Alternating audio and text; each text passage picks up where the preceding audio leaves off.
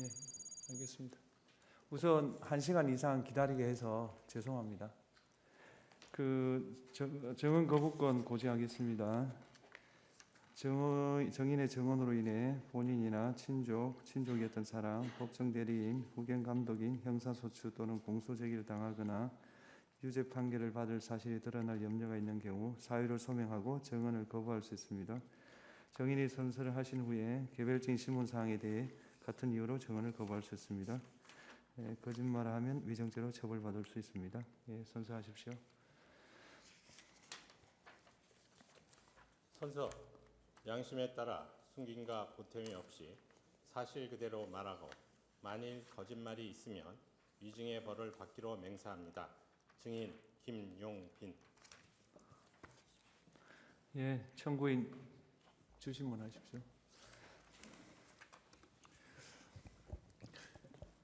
증인은 2023년 7월 25일 중앙선거관리위원회, 앞으로는 선관이라고만 하겠습니다, 사무총장으로 임명되셨죠? 네, 7월 26일자이고 나머지는 맞습니다. 네.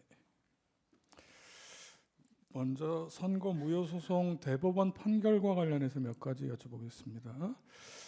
21대 총선 후 총 126건의 선거소송이 제기되었고 법원은 이를 모두 기각하거나 각하했죠?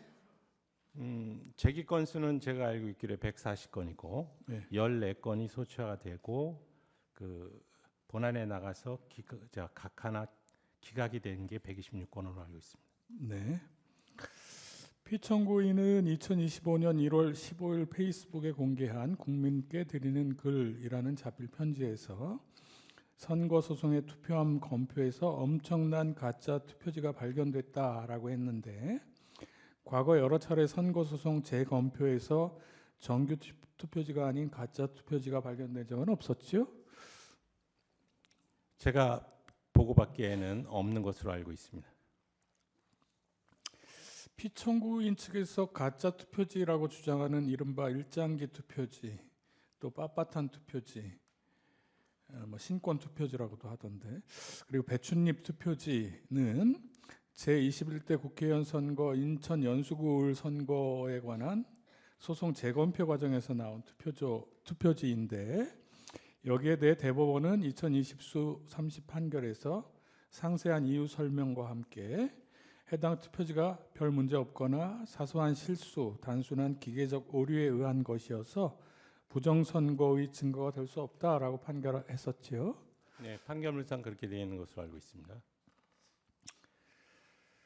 피청구인 측은 또 그 소송에 제출된 통합선거인 명부 4번에 선거인의 성명과 주소가 삭제되어 명부상의 투표자가 실제로 투표하였는지를 확인 검증하는 것이 불가능했다라는 주장도 하는데 당시 통합선거인 명부 4번에 선거인 성명 등이 표시되지 않은 것은 대법원의 문서 제출 명령에 따라 선거인 이름, 주소, 생년을 제외한 생일, 세대주 여부 등 투표자를 특정할 수 있는 개인정보를 제외하고 제출하였던 것이고 규칙 서식에 따라 투표구별로 선거인의 사전투표 여부를 기입해서 제출했으므로 제출된 내용만으로 사전투표자 수의 검증은 가능했던 것이었죠?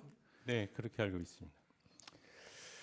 네, 이번에는 세계기관 합동 보안 컨설팅 실시한 경위와 관련해서 몇 가지 여쭤보겠습니다. 선관위는 2023년 7월 3일부터 2023년 9월 22일까지 12주간 국정원, 한국인터넷진흥원과 3개 기관 합동으로 보안 컨설팅을 실시한 일이 있었죠? 네, 맞습니다. 이 컨설팅 기간을 선관위에서는 7월 3일부터 9월 22일까지 12주간이라고 하는데 국정원에서는 이 기간이 조금 다르게 얘기하기도 하던데 어떻게 된 건지 알고 계신가요? 7월 26일 취임 전 상황에 대해서는 정확하게 모르고요. 그래서 아마 준비 기간이 있었고 중간에 그 직접 검증하는 그런 기간이 있었을 것으로 생각이 됩니다. 그래서 그런 차이가 있지 않을까 싶습니다. 준비 기간을 포함시키느냐 네네. 이런 차이일 것으로 생각하신다는 말씀이시군요. 예. 7, 8항은 생략하겠습니다. 이 보안 컨설팅 그 근거와 관련해서 국정원 쪽에서 국가 그 법령 중에서 정보통신기반보호법 얘기를 하고 있는데요. 선관위 선거정보 시스템은 2005년 12월에, 재외선거관리 시스템은 2012년 2월에 정보통신기반보호법에 따른 주요 정보통신기반 시설로 지정되었고, 선관위는 지정된 시스템에 대해서 법 제5조에 따른 주요 정보통신기반 시설 보호 대책을 수립 시행하고 이걸 과학기술정보통신부 및 국정원에 보고해 왔지요. 법상으로 그러니까 그 정보통신기술 과학정보통신부가 아니고요. 예. 국무조정실과 국정원에 보고하도록 되어 있습니다. 국무조정실과 그 두 기관에 보고해 왔죠. 네. 국정원이 그 2023년 전까지 그 전자정보법에 따른 실태 정보 보안 관리 실태 점검 그거를 실시해 왔는데 이제 선관위는 일단 그 대상은 아니죠. 헌법기관은 아닙니다. 예. 그리고 국정원이 정보통신기반보호법 제5조의 2에 보면 그 보호대책의 이행 여부를 확인할 수 있다고 돼 있는데 그 보호대책의 이행 여부를 확인하겠다고 선관위에 그 통보하거나 현장 점검을 요청하거나 한 그런 일이 있었습니까? 네, 그런 일은 없는 것으로 알고 있습니다. 네, 11항입니다. 2023년 1월 행정안전부가 국회, 법원, 헌법재판소, 선관위 등 헌법재판기관을 대상으로 보안 컨설팅을 실시하니 희망하는 경우에 참여해달라 이런 공문을 보냈고, 이에 대해 선관위가 답을 하지 않자 국정원 직원이 별도로 선관위 담당 직원에게 컨설팅을 받으라고 권유와 제안을 하기도 했다라고 하는 기사가 있었는데요.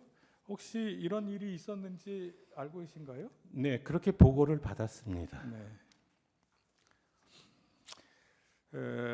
여기 12항에서도 제시는 하지 않겠습니다. 2023년 5월 3일경 선관위에 대한 북한의 해킹 공격이 있었는데도 선관위가 보안 점검에 응하지 않았다라는 언론 기사가 났고, 당일 선관위는 헌법상 독립기관인 선관위가 행안부나 국정원의 보안 컨설팅을 받을 경우 정치적 중립성에 관한 논란이 야기될 수 있다라고 하는 취지의 알림 자료를 배포한 사실이 있죠.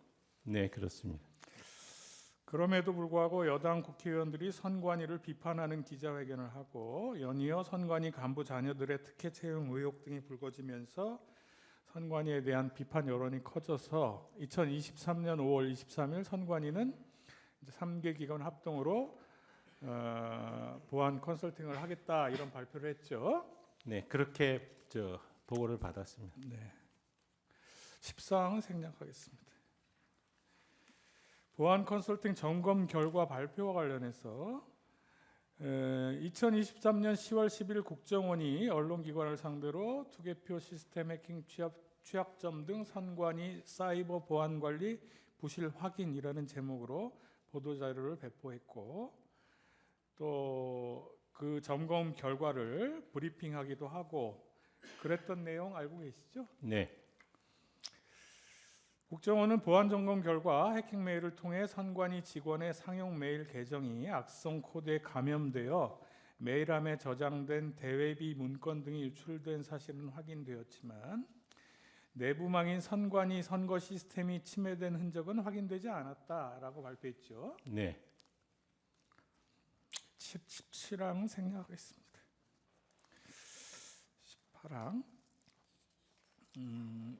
위 보안 컨설팅을 합동으로 수행한 3개 기관 중 하나인 한국인터넷진흥원의 이원태 원장은 2023년 10월 16일 국정감사에서 위 보도자료 내용이라든지 국정원이 발표한 보도자료 내용이라든지 배포 일정 등에 대해 사전 협의가 없었다라고 밝혔다는데 증인 이 사실 알고 계세요? 언론을 통해서 그 부분은 알고 있는 내용입니다. 네. 국정원이 이 보도자료 내용이라든지 배포 일정 등에 대해서 선관위하고 사전 협의나 어떤 합의 과정을 거쳤습니까? 이 보안 컨설팅과 관련한 부분에 있어서는 처음에는 그 양기관이 그 협의해서 그 소위 보안 컨설팅 결과 보고에 대한 부분을 협의해서 공동 발표를 하는 것이 어떻겠느냐라는 식으로 진행이 된 겁니다. 네. 근데 이제 서로가 지금 그 결과에 대한 내용을 어디까지 담을 것인지에 대해서 의견 일치를 볼 수가 없었기 때문에 그 따로 발표하게 된 겁니다. 처음에는 공동 발표하기로 했는데 네. 좀 의견 일치가 안 돼서 따로 예.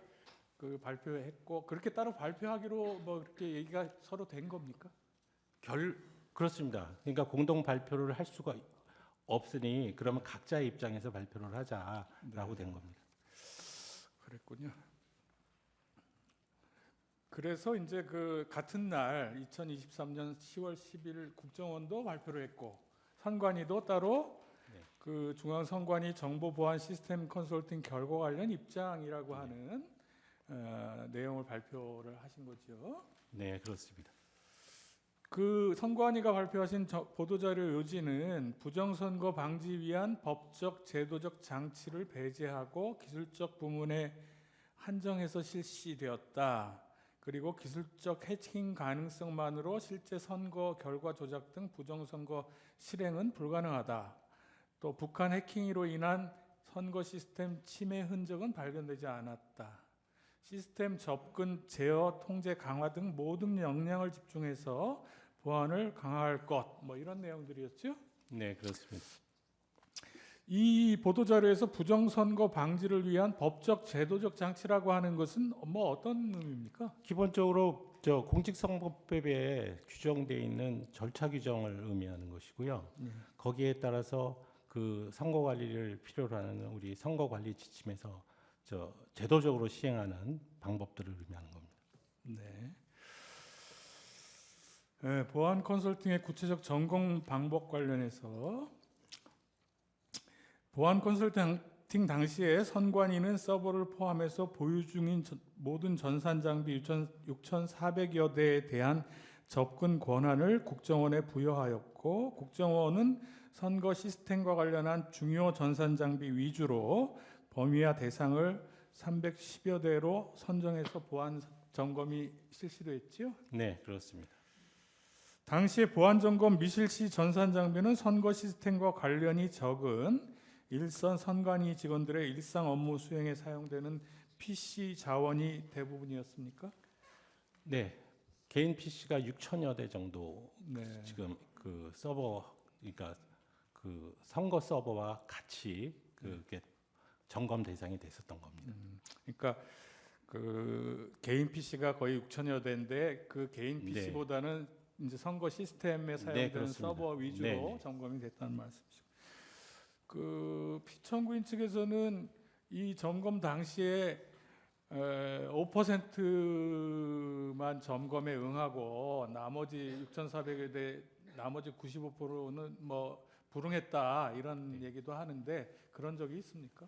그게 이제 단순 수치로 6,400여 대의 PC 그 서버를 기준으로 해서 300몇 개만 검증을 할 수밖에 없으니까 그게 5% 정도로 나온 것 같습니다. 근데 실질적으로는 이 서버 검증의 대상은 그 보안 간제에 있는 그 데이터베이스라든지 이런 서버에 집중이 되게 되니까 단순한 5%와 같은 그런 프로테이지로 이 검증 절차에 대한 내용을 그 발표하는 것은 적절하지 않았다고 뭐 생각합니다. 그렇기도 하고요. 그러니까 5%를 제외한 나머지는 불응해서 점검에 응하지 않았기 때문에 그렇지는 않습니다. 그렇지는- 그러니까 결국은 그 시간적 제한과 그다음에 인원적 제약이 있으니까 아마 국정원 입장에서도 그 검증 절차를 할 때 모든 서버를 다 볼 수는 없었을 겁니다. 그러니까 국정원이 그 약 12주 동안 이제 하는 과정에서 시간적으로도 기간이 제한되어 네. 있었고 인원도 제한되어 있었으니까 뭐 310여 대밖에 못 했겠지만 그게 선관위가 이거 말고 딴 거는 안 돼라고 했기 때문에 아니라, 그거만 네. 한 건 아니란 말이에요. 예, 국정원 쪽에서 자의적으로 선별해서 진행을 한 것으로 알고 있습니다. 네, 알겠습니다. 그리고 25항입니다. 보안 컨설팅 진행 과정에서 국정원이 처음 해킹 툴을 설치했을 때 선관위의 보안 관제 시스템이 탐지해서 자동으로 차단을 했고 국정원이 이렇게 해서는 시스템을 점검할 수 없다고 해서 선관위의 침입, 탐지, 차단 등 자체 보안 시스템을 일부 적용하지 않은 상태에서 모의 해킹이 진행되었다. 이렇게 선관위 보도자료에는 나와 있는데 이게 사실인가요? 네, 맞습니다.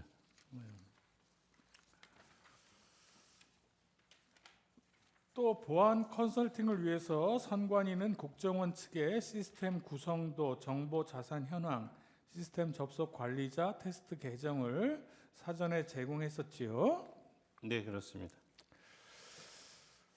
보안 컨설팅이 이런 조건에서 진행되었기 때문에 선관위는 국정원의 전체 시스템 장비에 대한 점검을 불응하고 일부만 허용했다. 또는 국정원의 보안 시스템 정보 점검 거부 및 가상의 서버를 제출했다. 선거관리 시스템의 5%만 점검했는데 보안성이 지극히 취약해서 아무나 해킹해서 선거 결과를 조작할 수 있더라. 또 해킹 시도에 얼마든지 데이터 조작이 가능하고 방화벽은 사실상 무용지물이더라. 국정원 확인 결과 선거관리 시스템 전반이 부실하고 해킹 및 투개표 시스템 전반이 시스템이 전반적으로 조작 가능하더라라고 하는 주장에 대해서는 수용하기 어렵다라고 하는 취지의 보도 자료나 설명 자료를 여러 차례 발표했었죠. 네,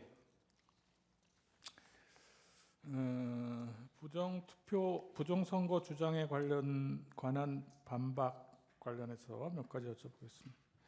우리나라 투개표는 실물 투표와 공개 수작업 개표 방식으로 진행되고 정보 시스템과 기계 장치는 이걸 보조하는 수단으로 사용되죠. 네, 그렇습니다.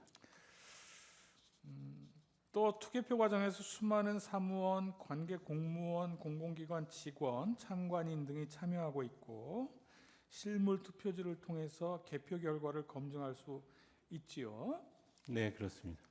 그래서 보안 컨설팅 당시의 모의 해킹 환경, 즉 국정원 측이 요청한 시스템 구성도, 정보자산 현황, 시스템 접속 계정 등 시스템 정보 자료를 제공하고 또 효율적 점검을 위해서 침입 탐지 차단 시스템 등 위원회 자체 보안 시스템을 일부 적용하지 않은 상태에서 진행한 그 모의 해킹 환경에서 외부에서 내부 선거망으로 접속해서 투개표 데이터를 조작할 수 있었다 하더라도 현실적으로 투개표 데이터를 조작하는 건 거의 불가능하다 이렇게 생각되지요. 그러니까 실제 상황에서는 불가능할 거라고 생각합니다. 네. 해킹을 통해서 유권자 등록과 투표 여부를 관리하는 통합선거인 명부의 내용을 변경할 수 있다라고 보안점검 결과 발표에 나와 있는데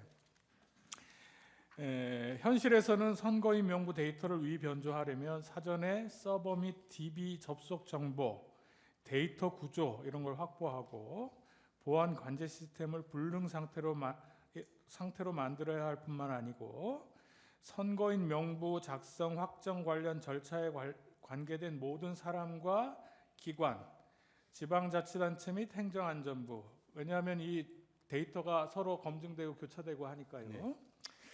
그런 데들이 다 합심해서 그 조작에 관여해야만 가능한 거죠. 논리적으로는 그렇게 됩니다. 지금 그렇- 그러니까 선거인 명부 자체를 예. 선관위가 만드는 게 아니라 예. 지방자치단체장이 법상으로 확정시켜서 저희한테 자료를 주도록 돼 있어요.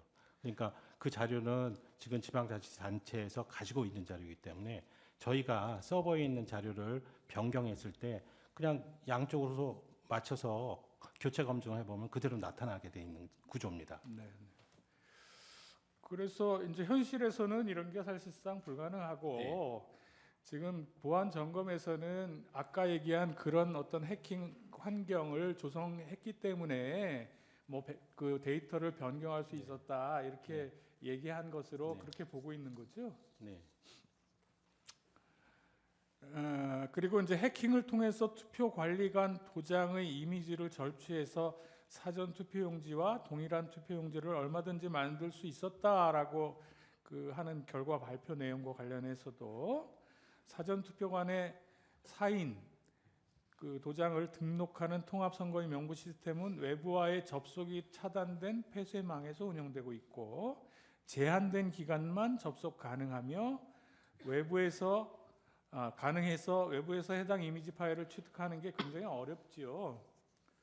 그리고 실제 투표용지와 동일한 투표용지를 발급하기 위해서는 청인 혹은 사인 외에도 투표용지 발급기 및 전용 드라이버 프로그램을 모두 취득해야 되므로 이걸 한꺼번에 다 한다라고 하는 건 현실적으로는 좀 불가능하지 않느냐 이렇게 네, 보고 그렇습니다. 있는 거죠.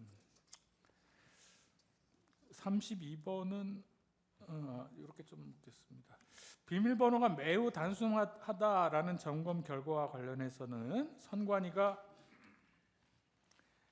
보안 컨설팅 결과를 수용해서 단순한 비밀번호를 즉시 변경했고 또 이후 모든 시스템의 비밀번호를 안전한 방식으로 변경하고 주요 시스템의 경우 본인 인증을 포함한 다중 인증 체계로 운영하고 있죠. 네.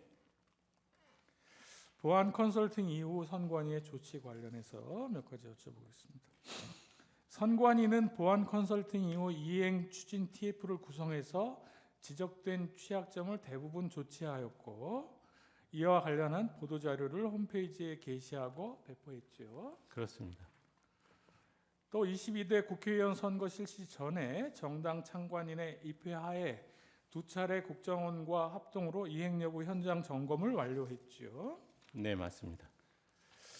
그렇게 이제 개선 조치를 하고 점검 완료한 후에 이전에 국정원에서 31점인가 나왔던 점수가 네. 다시 이렇게 평가해 보니까 70몇 점까지 나왔다면서요. 71.5로 제가 보고를 받은 것 같습니다. 71.5 정도 네. 나왔습니까? 그러면 어쨌든 그 이전에 비해서 지적됐던 점들이 많이 개선되고 보안 수준이 많이 이제 향상된 거네요. 네. 이 보안 컨설팅과 관련한 부분에서 자꾸 부정선거 시비의 논쟁거리로만 작동이 되는데 이 선관위 입장에서는 이 지금 보안 특히 서버라든지 보안에 대한 부분이 굉장히 중요합니다. 그 뜻은 부정선거를 방지하기 위한 그런 개념이 아니고 우리 지금 법제가 사전투표제라는 것을 운영하지 않습니까? 네. 그러면 선거를 하는데 사전투표제를 운영하게 되면 통합선거인 명부, 즉 서버의 도움을 받아서 선거를 치를 수밖에 없는 구조입니다. 그때 이 서버가 공격을 받아서 통합선거인 명부의 조작이라든지 이런 부분들이 가능해지면 그 자체로 해당 선거는 무효입니다. 그렇기 때문에 재선거를 할 수밖에 없고 극심한 사회적인 혼란에 빠지게 되는 겁니다. 그래서 저희 입장에서도 이 선거관리위원회의 이 서버의 보안 문제가 그렇게 중요한 것이고 또 때마침 국정원에서 그와 같은 내용을 점검하겠다고 하니까 서로 이해관계가 이제 맞아서 진행하게 된 사안입니다. 그래서 적극적으로 보안 컨설팅에서 지적된 사항에 대해서는 전부 개선해야 되겠다는 것이 우리의 생각이었고 실제적으로도 이 보안 컨설팅 결과 이후에 정부에서 상당한 돈을 지원해서 저희 선거 서버를 개선하였습니다. 그런 상황에서 22대 국선이 치러졌기 때문에 저희들 입장에서 계속적으로 이 서버와 관련된 이런 부분에 대해서 계속적으로 부정선거 주장이 지금 계속 이루어진다는 것에 대해서는 굉장히 좀 안타깝게 생각합니다. 네. 선관위가 압수수색을 못한다 이런 얘기도 피청구인이 하셨던데 선관위는 적법 절차에 따른 수사기관의 압수수색에는 응하고 있지요. 그래서 네, 있죠. 2020년 1월부터 최근까지 경찰과 검찰이 중앙선관위 그리고 지역선관위를 대상으로 한 압수수색이 181차례였고 윤석열 정부에서 중앙선관위를 대상으로 한 압수수색도 30차례 있었다라고 하는 보도가 있었는데 맞는 내용이죠? 이 수치에 대한 부분은 지금 압수수색 영장 절차에 의하면 네. 그 영장 사본을 그 피압수수에게 제공하지는 않습니다. 그래서 저희가 영장 사본 등이나 이런 자료는 갖고 있지 않고 다만 거기에 관련된 위원회 내부에서 산출된 그런 보고서 등을 감안한 숫자이기 때문에 그 숫자가 정확하지 않을 수 있습니다. 근데 지금 청구인 대리인께서 말씀하시는 그 정도 숫자는 지금 저희가 되는 것으로 확인했습니다. 네. 서버 점검과 관련해서 이렇게 보안 컨설팅을 하고 이후에 이행 여부 점검을 한 후에 국정원이나 어떤 다른 기관에서 이 서버 점검 혹은 시스템 점검이 필요하다 혹은 뭐 그 보안 점검을 요청했다거나 한 일이 있습니까? 그런 일은 없고요. 다만 지금 그 국정원이 2차에 걸쳐서 이행 점검을 했을 뿐만 아니라 저희들 입장에서도 지금 그 보안이 굉장히 중요하다고 아까 말씀드렸지 않습니까? 그래서 이 우리나라의 진짜 사개의 권위자들을 모시고 선거 시스템 보안 자문단까지 꾸려서 그분들로 하여금 한 번 더 내부적으로 검증을 받고 22대 국선을 치른 바 있습니다. 네. 예. 그러니까 뭐 선관위에서도 그 문제에 대해서는 관심이 많고 자체적으로도 네, 점검을 그렇습니다. 했지만 뭐 국정원이나 다른 외부 기관이 점검합시다 혹은 점검할 테니까 응해라 이런 요청을 네, 한 바는 없다는 거죠. 어떤 부분이 더 미진하다라는 얘기가 없었습니다. 네, 네. 기타 사항으로 증인은 2025년 1월 15일 윤석열 정부의 뭐 비상계엄 관련 국조특위에 참석해서 비상계엄 선포와 관련한 계엄군의 선관위 진입, 계엄군의 활동 및 점거 현황, 선관위의 조치 사항 등에 대해서 기관 보고한 일이 있었죠? 네, 그렇습니다. 어떻습니까? 중앙선거관리위원회 사무총장으로서 2024년 4월에 치러진 22대 국회의원 선거가 그 부정선거라고 하는 거에 대해서 어떻게 생각하세요? 제가 2023년 7월 26일 지금 외부에서 사무총장으로 들어오게 된 그 동기가 기본적으로 21대 그 국선이나 대선을 거치면서 확대됐었던 부정선거론의 상황 하에서 어떻게 22대 국선을 제대로 잘 치를 수 있겠느냐라는 그런 문제 하나하고, 그다음에 선관위의 그 고위직들의 그 자녀 부정 채용 의혹에 따라서 선관위 그 인사 제도라든지 그 조직의 그 비리 개선을 해야 된다는 그런 목적하에 두 가지 명제를 소명으로 받고 이 자리에 들어왔습니다. 그렇기 때문에 22대 국선을 치르기 위해서 나름 많이 제 스스로는 진짜 열과성을 다했다고 생각을 하고요. 그 사이에 그 부정선거 그 주장을 하시는 분들의 의견도 많이 경청을 했습니다.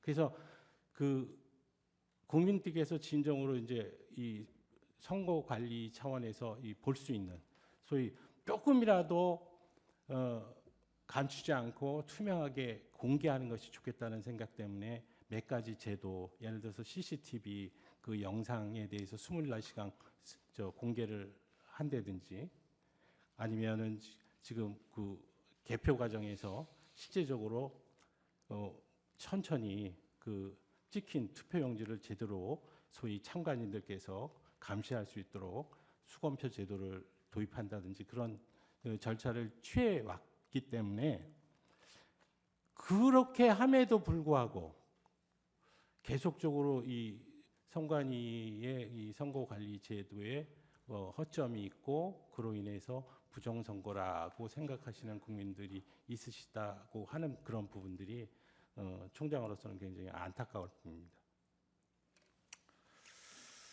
예, 이상입니다.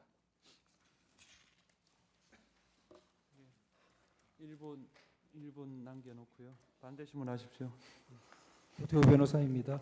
총장님, 앞으로 증인이라 부르는 점 양해 부탁드립니다.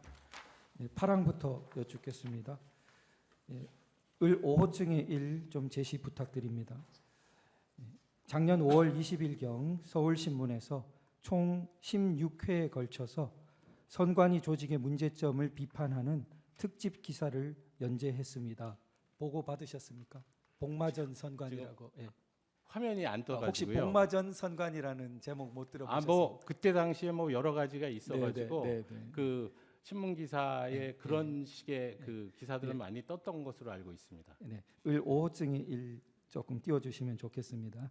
그 선관위는 2023년 5월부터 작년 4월까지 1년간 총 33회에 걸쳐서 해외 출장 및 연수를 진행했는데 선거 문화를 배운다며 몰디브와 코타키 나발루로 출장을 가기도 했죠.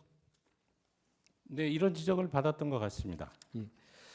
서울과 인천, 전남, 충북, 대구, 경남, 경기 등 전국적으로 자녀 특혜 채용이 만연하였는데 경남 선관위에서는 평정표의 점수를 사후 조작해서 5명의 합격자 중에 1, 2 순위를 탈락시키고 청탁받은 간부 자녀를 합격시켰습니다. 이에 대해서 내부 고발이 한 건도 없었죠. 내부 고발이라는 그 사안에 대해서 자녀 채용 비리 네, 이 지금 부분들은 없었던 것 확인하고 그 다음 아닙니다. 여쭙겠습니다. 지금 제가 말씀을 드릴게요. 계속적으로 지금 얘기하는데 조직의 비리와 부정선거론이 과연 그 연관관계가 있을까? 제가 싶은 부정선거 생각이- 이야기도 안 아닙니다. 꺼냈지 않습니까? 아니, 총장님, 자, 제가 질문 시간이 제한되기 때문에 네, 양해 알겠습니다. 부탁드립니다.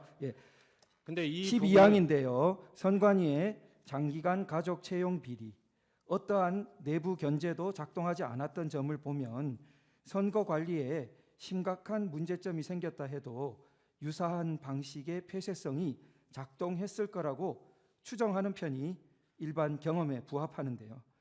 선관위는 이런 채용 비리와는 달리 선거 관리에는 내부 감시와 견제가 잘 작동해 왔다는 입장일 텐데 혹시 그러면 채용 비리와는 달리 선거 관리에는 내부 감시와 견제, 내부 고발 이런 게 잘 이루어질 수 있다고 볼 별도의 제도적인 장치가 혹시 있습니까?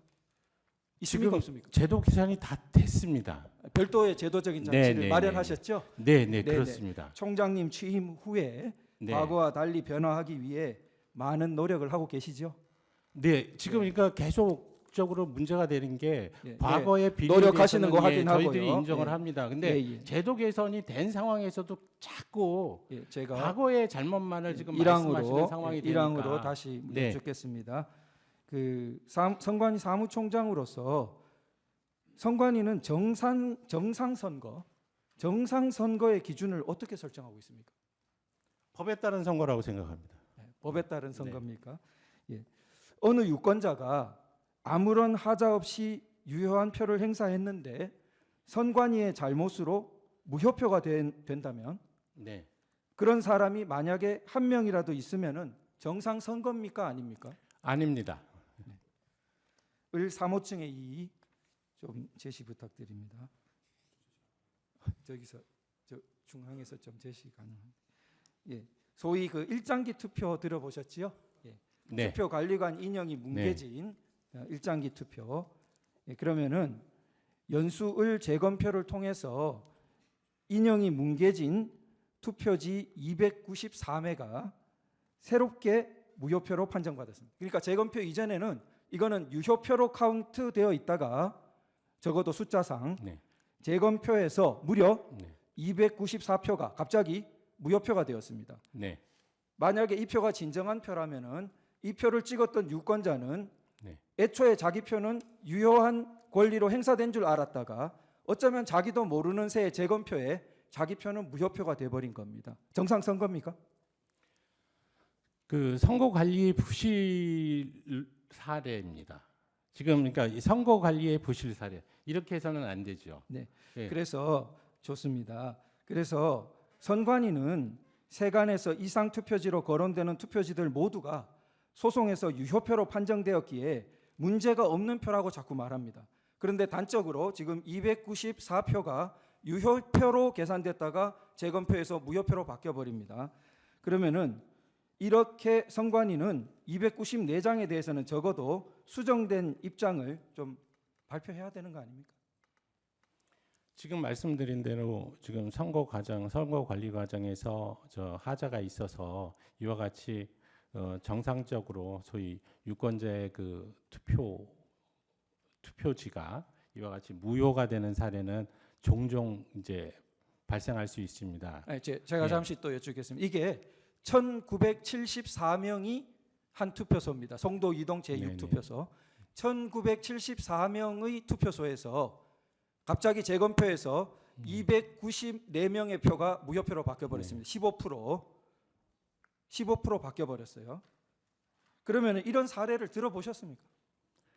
잘못된 겁니다. 그러니까 근데 이런 문제는 사례를 들어보신 뭐냐면 적이 있냐고요. 자 그러면 지금 부정선거를 하는데 이거 본 아니, 투표지요. 제가 총장님 잘 아시겠지만 그러니까 이게 사전 제가 투표를 신문 시간이 공격하시는 있습니다. 건지 지금 제가 본 질문하는 답을 투표를 조금 공격하시는 건지 부탁드리고요. 모르겠는데 예, 제가 무리스런 질문하지도 않지 않습니까? 이런 유사한 사례를 들어본 적이 있으시냐고요. 요 사례가 있지만 이렇게 네. 비슷한 다른 거는 없죠. 요 사례 들어보셨겠지만 네. 자 그리고 선관위는 이런 투표관이 인형이 인주 없이 찍으면 되는 만년 도장에 잉크가 새어 나와서 저렇게 뭉개진 투표자가 나왔다는 입장입니까? 대법원 판결이 그렇게 돼 있지 않습니까? 잉크가 새어 나왔습니까? 아니 이 부분에 대한 부분은 제가 직접 경험한 내용이 아닙니다. 아, 다만 예. 이 부분에 대해서는 대법원 판결에서 그렇게 설치를 했다라는 것 정도만 총장님은 알고 어떻게 있습니다. 된지 잘 모르시고요? 네. 네, 알겠습니다. 자, 을 157호층인데요. 자, 저 문제되는 투표소의 투표관리관, 그러니까 1974명이 당일에 투표하는 그 투표소의 투표관리관은 법정의 증인으로 나와서 선서를 하고 자신은 저렇게 생긴 투표지를 보지 못했고 나란히 앉아서 날인을 담당했던 투표 사무원 2사람 중에 한 사람도 자기랑 통화를 했는데 그런 투표지를 보지 못했다고 말했다고 법정 증언을 했습니다. 이런 사실 보고 받으신 적 있습니까? 그 내용에 대해서는 보고 정확하게 받으신 적이 있습니까? 이런 보고 사실 못 증언. 받았습니다. 지금 내용은 뭐냐면 증언 사실을 보고 받으신 적 있냐고요. 증언 예, 이 대법원 판결 그러니까 아니, 대법원 증언 사실을 보고 받으신 적 있죠. 간단한 질문 예. 아닙니까? 못 받았습니다. 네, 알겠습니다. 자, 그런데 선관위는 투표관리관이 증언한 투표관리관이 그 사람이 문제되는 투표지를 보지 못했을 뿐이라고 주장합니다. 그런데 자, 그때 선관위는 만년 도장을 스탬프에 찍는다고 그때는 주장했습니다. 요즘은 어디선가 잉크가 새어나왔다는 또 다른 주장도 들리던데 그때는 만년 도장은 그냥 이렇게 찍으면 찍히는 도장 아닙니까? 네. 그런데 그거를 굳이 스탬프에다 찍었기 때문에 저렇게 뭉개져 버렸다는 겁니다. 네. 그 주장이 선관위의 주장이었습니다.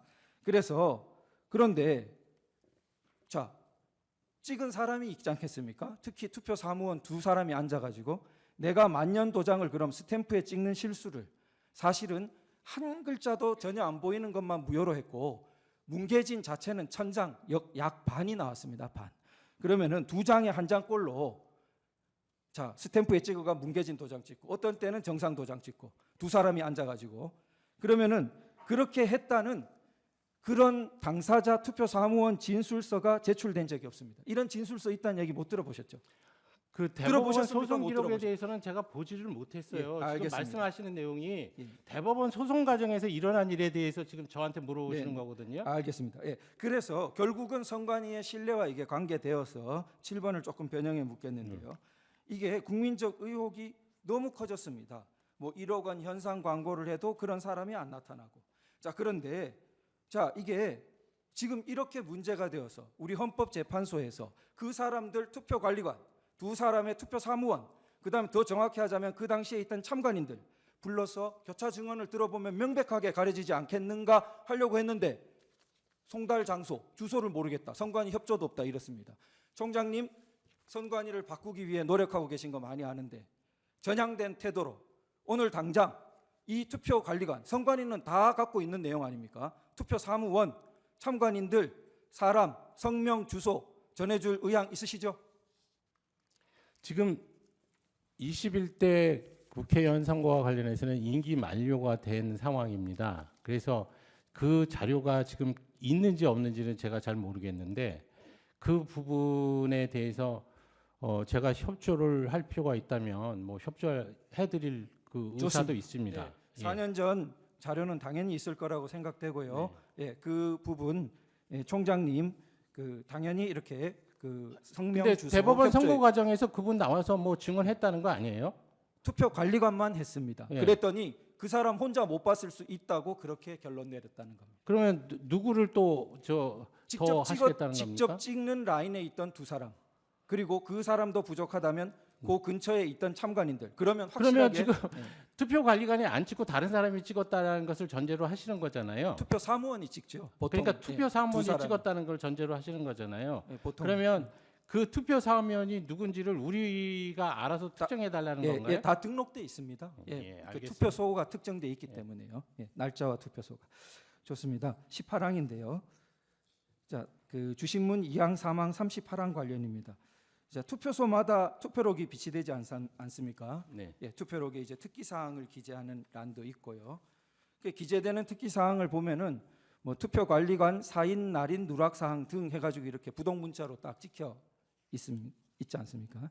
그러면 이제 선거관리상 특기 사항을 쓰는 이유는 만약에 특기 사항이 생겼는데 이걸 안 써놓으면 개표 시에 이거 무효표 아니냐 이렇게 헷갈리지 말라고 예를 들어 날인 누락 투표지가 나오더라도 여기 써놓으면 그 무효표로 하지 마라 이런 취지 아니겠습니까? 여러 가지 투표소에서 일어난 일에 대해서 쓰는 것으로 알고 있습니다. 예. 을 159호증 24면인데요. 이제 파주을 재검표 검증 조서 중 일부분입니다. 자, 그런데 2020년 4월 15일 파주시 금촌 이동 제2투표소 투표록에 좀 제시해 주시면 좋겠습니다. 을 159호증 159의 24면입니다. 23, 24. 자, 그러면은 그 투표록에 어떻게 딱 정자로 손글씨로 기재되어 있냐면 오전 09시 30분 때에 약 20장의 투표 용지가 투표관리관 도장 날인 없이 선거인에게 교부됨. 자, 이제 투표관리관 날인 없이 그 다음 페이지입니다. 저런 투표록의 그 다음 특기사항을 보면 저렇게 손글씨로 또박또박 아주 글씨가 정자입니다. 그렇게 기재되어 있습니다. 저 글씨 보통 누가 씁니까? 특기사항에? 투표관리관이 쓰도록 그렇죠. 돼 있을 투표관리관이죠. 겁니다. 네. 자, 그러면은 그 밑에 보면은 국회의원 선거투표 1년 번호지 한 건에 대하여 절취하지 못함. 특기사항이 2개 있었습니다. 네. 약 20장은 도장 찍지 못하고 나가버려가지고 투표함에 들어가 버렸고 하나는 1년 번호지를 절취하지 못하고 가버렸습니다. 자, 그래서 무효표 하지 마라고 이렇게 써놨습니다. 자, 그런데 재검표가 이렇게 이루어지면은 금촌 이동 제2투표소 당일 투표지들을 쭉 재검표하면은 우리는 당연히 어떻게 생각하게 됩니까? 투표관리관 도장이 없는 약 20장의 투표지와 미절취된 투표지 한 장이 나와야죠. 그런데 을 159호증 요건 이제 제시 안 하셔도 됩니다. 을 159호증 검증 조서 중 신면에 보시면은 안 나왔다는 겁니다. 안 나왔어요. 검증 조서상에 그게 안 나왔다는 게 확인됐어요. 다른 동네에는 투표록에 그 기재가 없는데 나온 것이 기재되어 있기 때문에 못 보는 게 아닙니다. 못 찾는 게 아니에요. 아주 많은 사람이 일반 개표 때보다 더 많은 인원이 진짜 더 수개표로 하면서 찾습니다. 그런데 거기서 안 나왔어요. 어디 갔습니까? 안 나왔어요. 자, 그러면은 금촌 이동 제2투표소가 재검표 때 나온 게 진정한 투표지라면은 당연히 저 투표록에 기재된 관인 없는 날인 없는 투표지 약 20장, 1년 번호 미절치 투표지 한 장이 나와야 되는데 안 나오니까 그러면은 심지어 어떤 기사 보도까지 있냐 하면은 저 재검표 날에 오전 일찍 아침 일찍 선관위가 위조 투표함을 막 들여보내는 정황을 법원 경위가 보고 자기들끼리 담배를 피면서 이야기하는 것을 녹취했다는 보도 정황까지 있습니다. 들어보신 적은 없죠, 총장님이? 혹시 있습니까? 지금 그게 그 대법원 소송 중에 그랬다는 겁니까? 소송으로 다루어졌던 사건 중에 하나입니다. 그러니까 물론 판결문만 지금 보시면 이런 그러니까 이야기는 위조 저기 투표지가 네. 대법원 소송 중에 들어갔다는 얘기예요? 자, 이런 재검표를 해보니까 투표록에 저렇게 기재되어 있는데 재검표장에 나타난 투표지에는 저런 특기사항 투표지가 없더라는 겁니다. 네. 그런데 판결문만 보시면 모르는 게 이런 말하기 곤란한 사항은 판결문에 아예 쓰지도 않습니다. 그러니까 판결문만 보시면은 이런 문제가 있다는 자체를 인식할 수 없게 되어 있습니다. 물론 원고의 준비 서면이나 모든 그 당시에 유튜브나 다 주장하던 것들은 남아 있습니다. 역사에서 지울 수는 없습니다. 자, 그래서 이런 것들 때문에 국민들은 의혹을 가질 수밖에 없고 밥도 잘 안 넘어가고 잠도 잘 안 오고 미치겠다는 겁니다.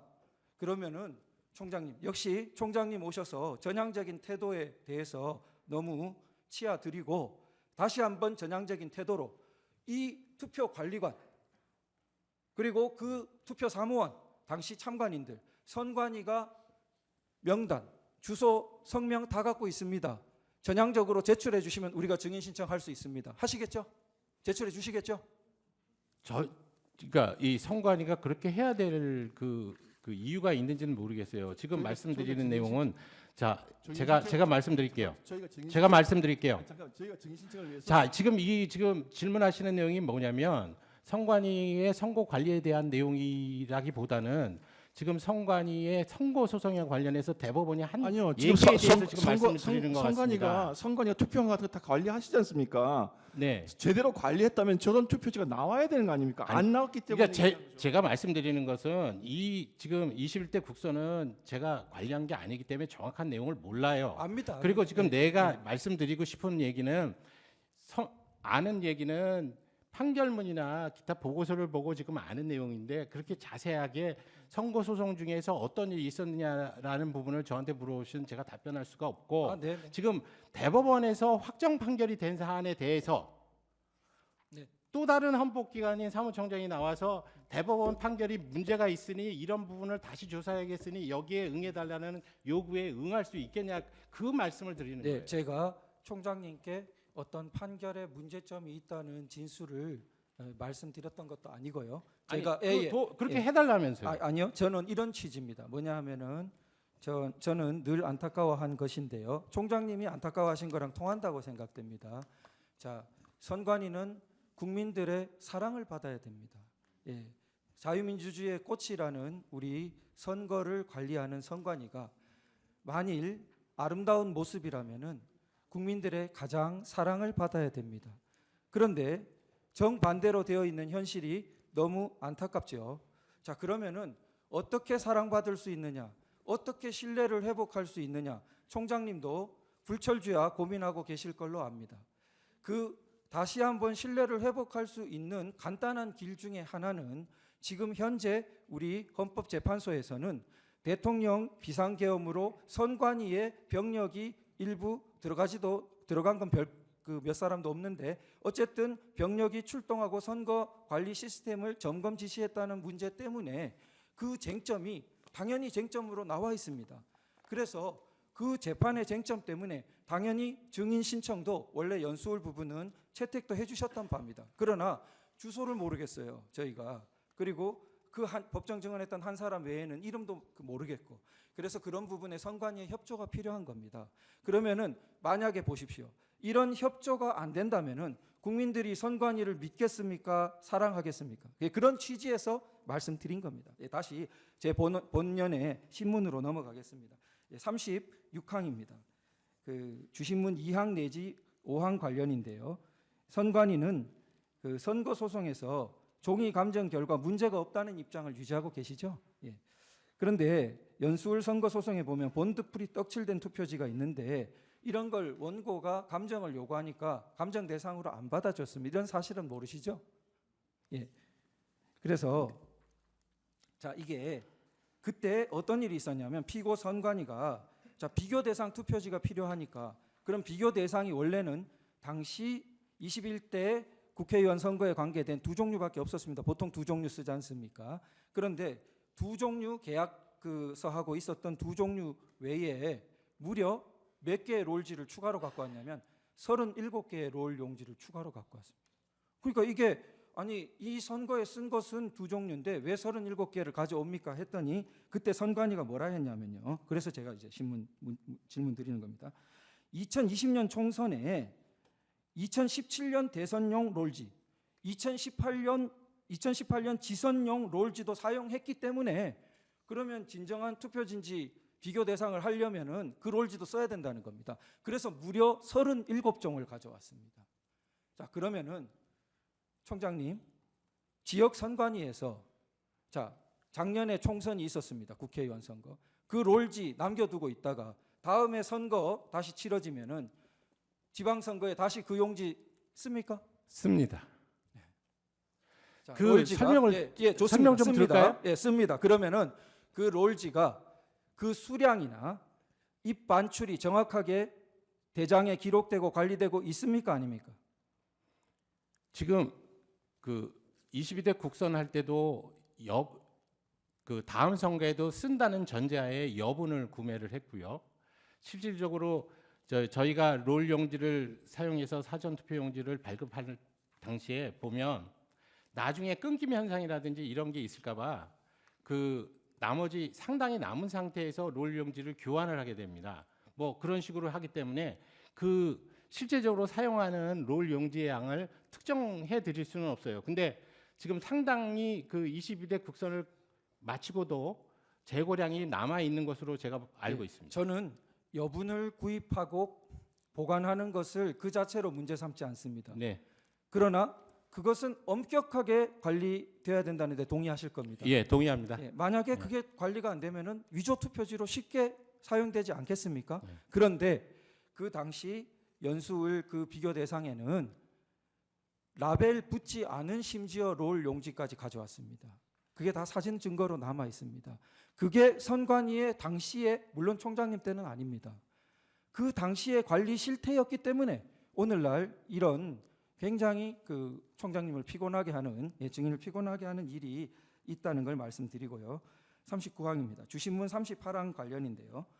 자, 관내 사전 투표 경우에는 전국 각지에 3,565개 사전 투표소 대략 그렇게 알고 계시죠? 사전 투표소. 사전 투표소 예. 3,560 예, 예. 그 정도 됐을 예, 겁니다. 거기서 개표소 256개 개표소로 이제 이동해야 되지 않습니까? 사전 투표소에 있던 투표지가 개표하는 거요? 예, 254개로 알고 있습니다. 예, 그렇습니까? 어쨌든 개표소로 이동을 해야 되는데 그러면 우편 경우에는 지금 동선을 산술 계산으로도 단순 한번 해보십시오. 전국 어디 각지에서나 지금 3,565개 전국 각지에 흩어져 있다가 이게 무작위로 어디로 갈지 모르는데 254개로 경우의 수가 몇 가지 나옵니까 도대체? 그리고 그게 한 번도 아닙니다. 우편 집중국을 거치기도 하고 여기 지역 저기 지역을 거쳐서 그러면은 그 복잡한 모든 동선 과정 중에 하나라도 구멍이 생기면은 큰일이 납니까 안 납니까? 이 사전투표제는 아까 말씀드렸다시피 법적 사항입니다. 그래서 국민의 총의를 모아서 국회에서 법률로 만들어내는 제도예요. 근데 이 제도에 대해서 선관위의 의견에서 이게 그렇다 나쁘다 이 제도가 장점이 뭐고 단점이 뭐다 그래서 그런 식의 얘기를 지금 선관위 사무총장이 이 사전투표 제도에 대한 장단점을 여기서 얘기할 수 있는 정도의 것은 아닙니다. 조금 제 불찰입니다. 저는 제도 장단점을 물었다기보다 이게 완전 무결하게 옮겨질 것이라는 객관적인 보장과 확인 장치가 선관위에 있냐를 선관위 사무총장으로서 저희들 입장에서는 사전투표제로 인해서 그와 같이 그 관내 그 투표에 대한 부분이 우편 투표로 지금 그 각 관할 시군구 위원회에 배송하는 과정이 상당히 어렵다고는 생각을 하고 있습니다. 근데 법률이 그렇게 돼 있으니까 저희들은 그 법에 따라서 최선의 그 노력을 기울여서 해야 되는 것이지 네. 거기에 대해서 어떤 의견을 말씀드리는 그런 것은 무결성을 적절하지 않습니다. 확보하기 위한 객관적인 그렇습니다. 제도적인 또 객관적인 장치가 네. 굉장히 어려울 거라고 생각합니다. 자, 그리고 35번인데요. 그 선거 후 감사 제도를 지금 선관위가 두고 있지 않지요? 그 사후 검증 제도를 말씀하시는 네, 네, 거죠? 네. 선진국 일부 예. 국가들에서 두고 있는 그런 제도 선관위가 두지 않는 게 아니고요. 법에서 두지 않기 때문입니다. 뭐 자체 실시할 수도 있지 않습니까? 지금 말씀하시는 대로 개표가 끝나면 봉인을 합니다. 근데 마치 잘 모르시는 분들은 선관위 내부에 있는 자료들이니까 선관위가 필요에 따라서 그거를 개표도 그 봉인도 뜯어가지고 볼 수 있고 뭐 이런 식으로 생각을 하시는 모양인데 법률에 정해진 절차 이외에는 그 봉인은 함부로 뜯어서는 안 됩니다. 그러면 추가 질문 조금 네. 드리겠습니다. 제가 5분밖에 안 남아서요. 답변 포함이거든요. 자, 선관위가 투표자 명부를 기준으로 자, 그 명부에 투표했다고 하는 기재되어 있는 사람하고 그 다음에 어느 지역만 샘플해서라도 자, 그 사람 기재는 그렇게 되어 있는데 실제 투표한 거 맞는지 표본 조사처럼 이렇게 해서 신뢰를 높이기 위해서 그런 조사를 한 적이 있습니까 없습니까?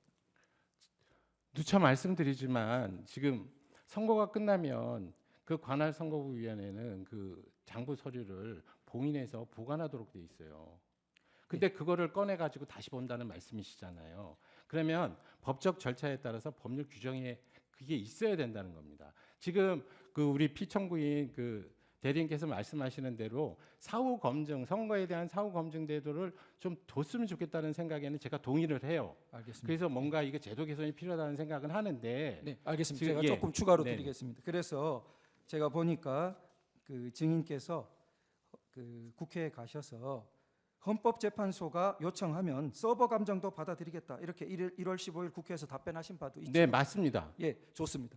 그래서 이 선거 사후 검증 의 양대 축은 네. 서버에 대해서 혹시 불법적인 전산 개입이 없느냐 보는 거 하고 네. 그 다음에 실제로 투표했다고 돼 있는데 그러면은 그 사람이 진짜 투표한 거 맞는지 네. 물론 전수면 제일 좋지만 어딘가 네. 지역을 한정한다든지 이렇게 네. 엄밀하게 샘플링해서 네. 그렇게 검사하는 것이 양대 축이라고 생각됩니다. 네. 자, 물론 우리 서버 감정은 오프라인 감정 말하시는 거죠? 예. 온라인 감정은 그건 뭐 별 그 의미가 없고 보통 선거 소송에서도 원고들이 잠시 그 전원을 내리고 그 오프라인 그 감정을 하는 것을 바라는데 혹시 차이는 아시죠, 총장님? 지금 온라인 지금 감정과 아니 오프라인 피청구인 감정. 그 대리인께서 원하는 서버의 검증 형태가 어떤 건지 제가 잘 몰라요. 뭐 일반적인 잘 겁니다. 모르는데 그러니까, 저희들 입장에서는 지금 모든 21대 그저 선거와 관련한 그러니까 선거 소송에서 관련한 부분에서 저희가 가지고 있는 자료는 다 보여드렸다고 생각합니다. 근데 안 보여준 자료가 저희 이제 중앙 서버에서 했었던 그 전자 정보를 지금 안 보여드린 거예요. 근데 사실은 이게 저희들 입장에서는 이게 의미가 없다라고 몇 번을 말씀드리잖아요. 그다음 제가 실물 조금 투표제니까. 드리겠습니다. 네. 그런데 감정 말고 저희들 입장에서는 네. 이 소위 전자 정보 네. 서버에 있는 내용 안에 데이터베이스도 필요하다면 검증에 응하겠다는 취지입니다. 예. 그리고 그러면은 양대 축인 자 실제 투표자 수 검증 아주 국한된 샘플링을 해서 말이죠. 거기에 대해서도 전향적인 응하겠다 이런 의사가 있으시다는 거잖아요. 법원에서 그러니까 지금 만약에. 얘기한 대로 예. 임의적으로 내지는 자율적으로 저희가 할 수가 없다고 그렇죠, 말씀드렸으니까 물론 예, 예. 공식적인 지금 이 헌재나 법원에서 예, 예. 검증 요청 그거 있으면. 신청에 예. 대해서 예, 예. 저 채택을 하시고 네네. 검증을 하시겠다 그러면 네. 저희는 어떤 방법을 있는지 다 보여드릴 수 있다는 예, 취지입니다. 답변 아주 감사합니다. 그 시간은 제가 뒤로 미루겠습니다. 청구인 16분 하십시오. 네, 저희 준비한 제주신문 전에 한 두 가지만 간단하게 좀 확인하겠습니다. 아까 앞에 저희 측 주신문에서 그 2023년에 국정원하고 그 3개 기관 합동으로 보안 점검할 때요. 네. 그때 선관위에서 제공한 게 전산 장비가 전체 개수가 6,400여 대였고, 근데 이 중에 개인 PC가 6,000여 대라고 하셨지 않습니까? 네. 그렇습니까? 그러면 그 나머지 400여 대는 서버라고 보면 되는 겁니까? 그 지금 이런 소송 과정에서 사실은 이게 다 이게 대비 그 비밀 사항이에요. 서버 개수라든지 이런 것들. 그래요? 그래서 뭐 이렇게 하는데 네. 지금 말씀드리는 6천여 대 그 PC라는 뜻은 저희 직원이 3,000명 정도 됩니다. 네. 그런데 직원이 사용하는 그 PC가 내부망과 망이 분리가 외부망 돼 있으니까. 두 대의 PC를 사용하니까 네. 그렇게 대충 계산을 한 겁니다. 네, 네, 알겠습니다. 그러면 실제로 국정원에서 보안 점검하면서 봤다는 그 5% 300여 대겠죠. 그러면 그 300여 대는 개인 PC도 포함되어 있고 서버도 있지만, 포함되어 예, 있고. 서버도 포함되어 있는 겁니다. 네, 알겠습니다. 그리고 이건 뭐 선거하고는 관계 없는 얘기인데 확인차 이 계엄 당일날 선관위 여기저기 지금 저 뭐 과천청사도 그렇고 관악청사, 수원, 연수원 다 군이 들어왔지 않습니까? 그거는 저희 시스템으로 다 확인한 내용인데 확인차 여쭤보면 그 당시에 선관위에서 군 투입 요청을 한 사실은 전혀 없으시지요? 네, 없죠. 예. 네, 이상입니다. 준비한 것 이어서 묻겠습니다. 증인은 2023년 7월 25일에 사무총장으로 26일입니다. 26일에 그렇다면은 아까 주신문에 있었던 7월 3일부터 2023년입니다. 9월 22일까지의 국정원 비롯해서 3개 기관 합동으로 했던 보안 컨설팅은 결국 사무총장님이 다 하신 거네요, 증인께서. 거의 대부분. 제가 한 거는 아니죠. 아, 물론 그렇죠. 예, 네. 계실 때 진행된 거죠. 뭐 그렇다고 예. 할 수 있습니다. 뭐 아까 그 국정원에서 증인으로 나오셨는데 이제 그분께서 말씀하신 게 원래 증인께서 사무총장이 되시기 전까지는 선관위에서 협조가 잘 안 돼가지고 점검이 잘 안 됐었는데 증인이 취임한 이후에 협조가 돼서 그때부터 점검이 시작되었다 이렇게 말씀을 하셨거든요. 네. 예. 그래서 뭐 증인께서는 당연히 다 명명백백히 밝히실 거니까 다 협조를 잘 하신 거잖아요, 그렇죠? 네. 예. 어차피 받기로 한 거 확실하게 그러니까요. 예, 줘야 된다고 생각했습니다. 그러니까요. 혹시 그 증인께서 사무총장으로 임명되면서 네. 피청구인으로부터 이런 보안 컨설팅에 잘 응해달라 이런 권고를 받으신 적이 있나요?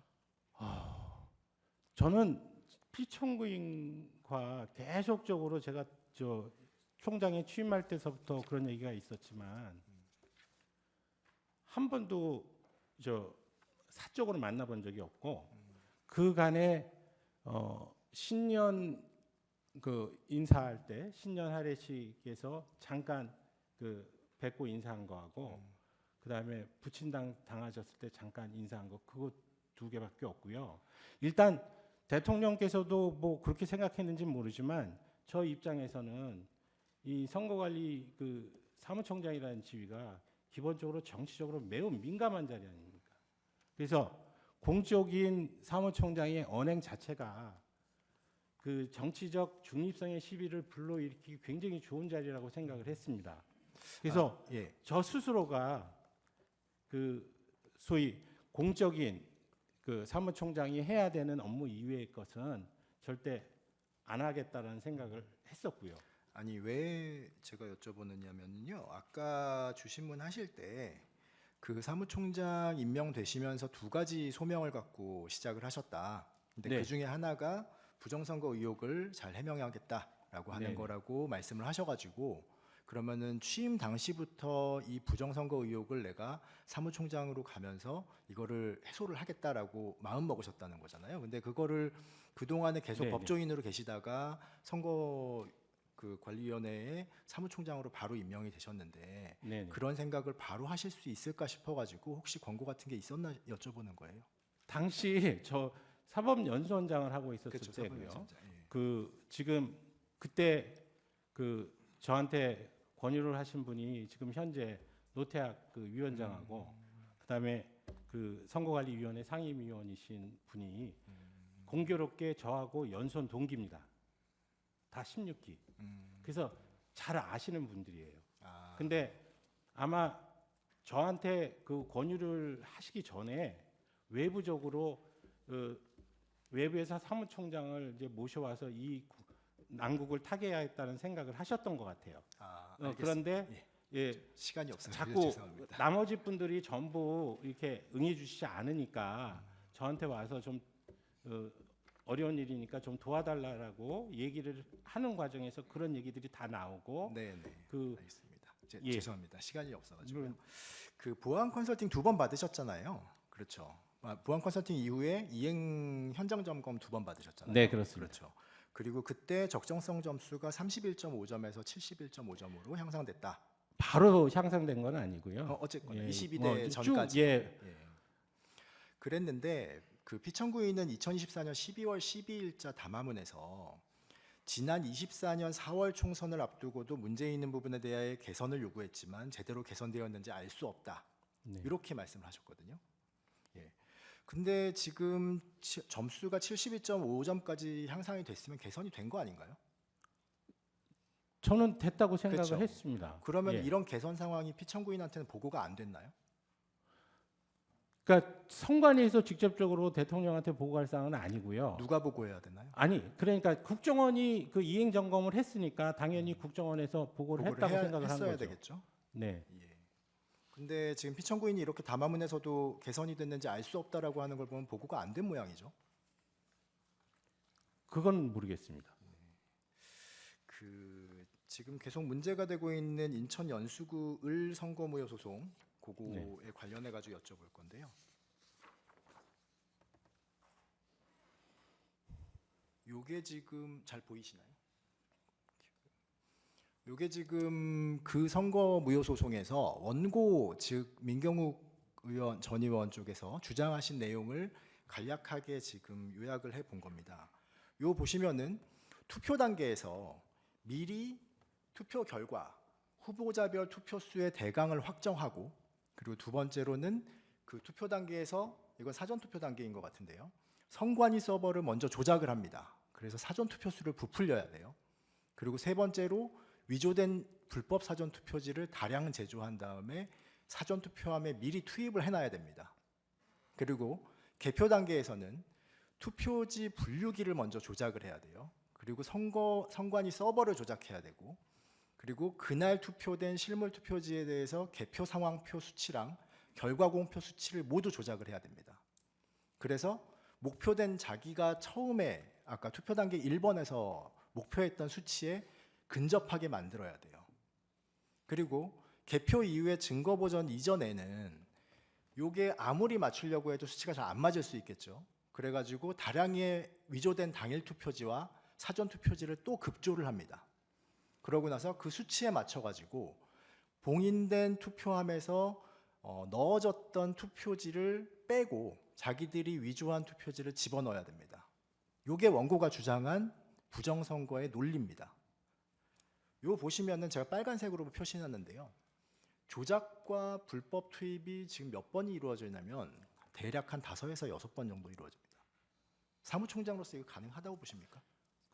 이게 지금 그 부정선거 주장하시는 분들이 네, 한 맞습니다. 거라고요? 예, 기본적으로 잘 이해가 안 가는 부분은 네, 저희들 입장에서는 개표 단계에서 이미 다 확정이 된다고 보는 거거든요.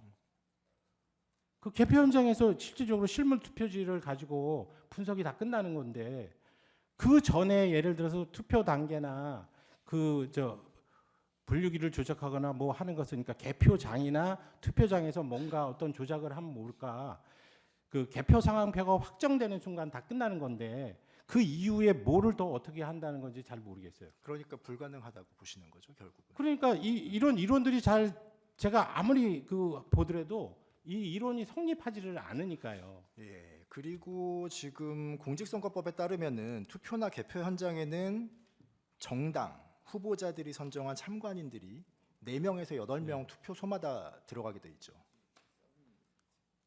그렇게 돼 인원수요? 있습니다. 예. 네, 투표 법상으로 참관인이 참관인 최소 4명에서 네, 최대 8명까지 규정돼 들어가게 돼 있습니다. 있습니다. 네.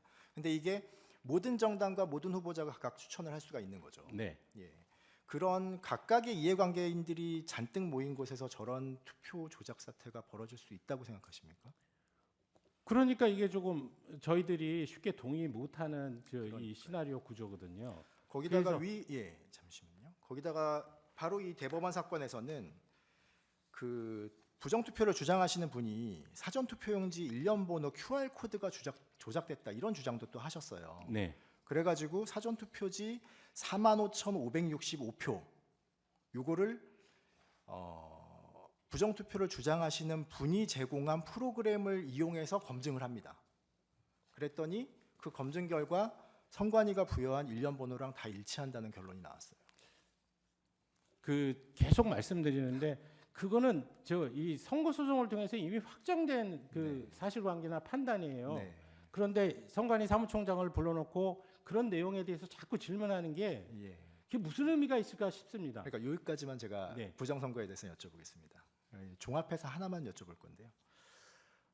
피청구인은 2025년 1월 15일에 자기 페이스북에다가 자필 편지를 올렸습니다. 네, 거기서도 부정선거를 주장했습니다. 그리고 이 사건에서도 답변서를 통해 가지고 부정선거 의혹을 계속해서 제기를 하고 있습니다. 심지어 그게 자기의 비상계엄 원인이라고도 합니다. 그런데 그런 주장 내용 전부 다 방금 보여드린 그 대법원 판결 사안에서 전부 다 제기된 의혹입니다. 즉 아까 증인께서 잘 말씀해 주셨듯이 전부 다 21대 총선에서 문제된 거죠. 네. 네. 그러면은 지금 증인이 사무총장으로서 치른 22대 국회의원 선거에서는 부정선거 있었나요? 저는 당연히 없었다고 생각을 합니다. 그리고 그러니까 과거에 선거관리위원회가 잘못한 점이 분명히 있어요. 네. 지금 나타났고 그 국정원 컨설팅 과정에서도 이 서버의 보안이 취약했다는 점도 다 인정을 합니다. 그런데 22대 국선 과정을 치르면서 다 개선을 했다고 하거든요. 그렇다면 적어도 계속적으로 부정선거 시비 논란을 가져오기 위해서는 22대 국선에서도 그러면 어떤 일이 있었냐. 그 서버나 이런 부분들 보안 대책을 다 수립했는데도 불구하고 어떤 점이 부족해서 어떤 사태가 일어났고 실제적으로 CCTV 투표함 24시간 CCTV 전부 공개 조항이나 아니면 수검표 과정을 도입했음에도 불구하고 개표 과정, 투표 과정에서 어떤 문제점이 발생을 했냐. 예. 이런 부분들이 논의가 됐으면 거기까지만. 좋겠는데 예, 거기까지만 일단 네. 좀 듣겠습니다. 충분히 전달은 된 것 같고요. 그러면은 결국은 피청구인은 검증을 하고 대법원에서 감정 절차까지 진행됐던 확정 판결을 신뢰하지 않는 것처럼 보이거든요. 이게 증인께서는 30여 년간 지금 판사로 재직을 하셨잖아요. 그리고 피청구인 역시 법조인이셨고요. 그런데 이렇게 대법원 확정 판결도 믿지 못하겠다는 이런 피청구인의 주장을 어떻게 생각하시나요? 피청구인이 그런 주장을 한 적이 있나요? 네, 아까 말씀드렸다시피 1월 15일자 자기 페이스북에서 그렇게 말씀하셨습니다.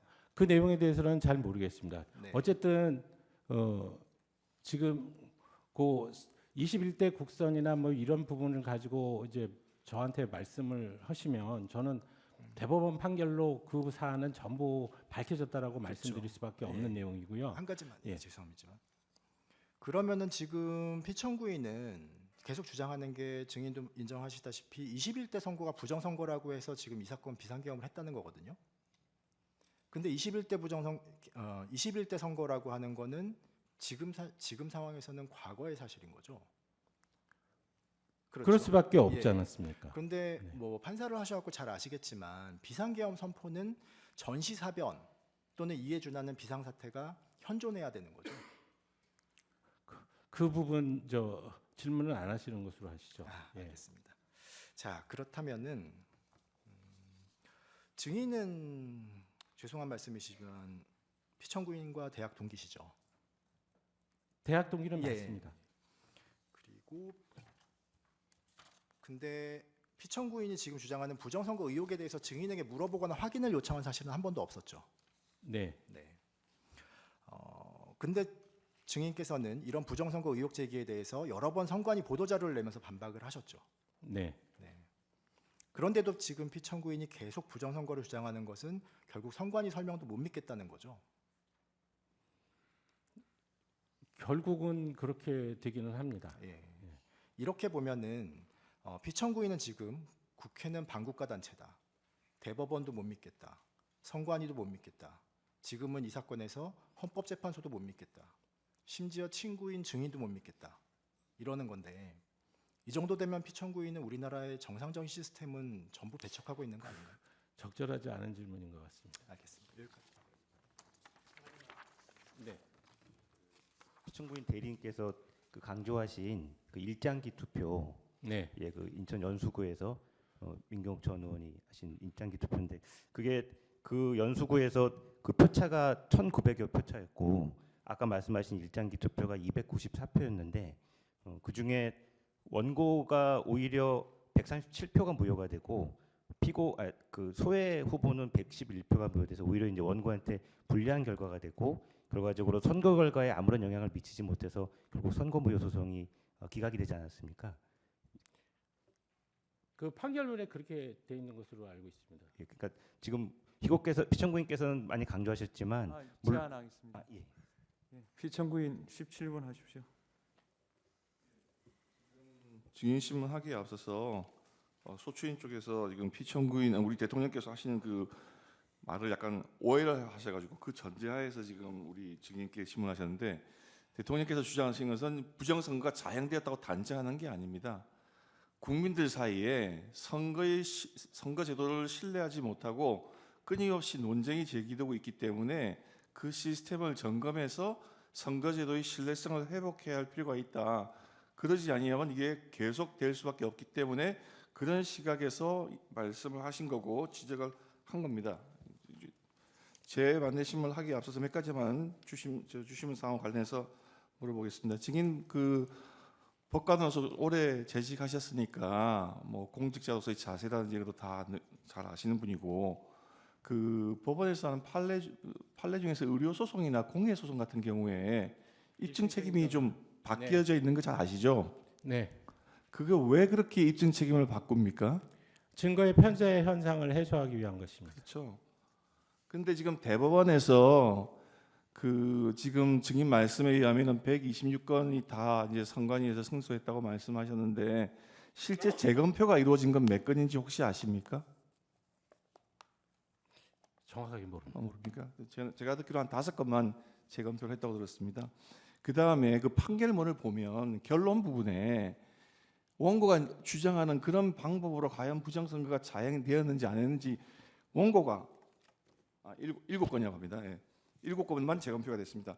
근데 그 판결문에 보면 부정선거가 자행되었다고 주장하는 원고가 범인을 특정하고 일시 장소를 특정하고 그 구체적인 범행 방법을 다 입증하지 않았기 때문에 선거가 무효가 아니다 이렇게 판결합니다. 이거를 일반 국민들이 어떻게 받아들이냐면 중앙선거관리위원장은 대법관, 중앙선거관리위원 중에 상당수는 법관 출신, 각급 선거관리위원회 위원장은 판사, 그리고 선거의 모든 자료는 중앙선거관리위원회가 가지고 있고 그러면 이건 심판장과 플레이어가 한 몸이 되어 있는 상황이고 이게 만약에 선거 무효가 되면은 대법관과 부장판사들도 법적인 책임이 질 거기 때문에 이게 다른 소송에서는 증거의 편제, 증거의 관리가 일방에 있기 때문에 입증 책임을 완화함에도 불구하고 정작 국민 주권을 행사하는 중요한 선거 소송에 있어서는 마치 원고한테 검사한테 입증 책임을 구하듯이 그렇게 판결하는 게 맞느냐는 게 지금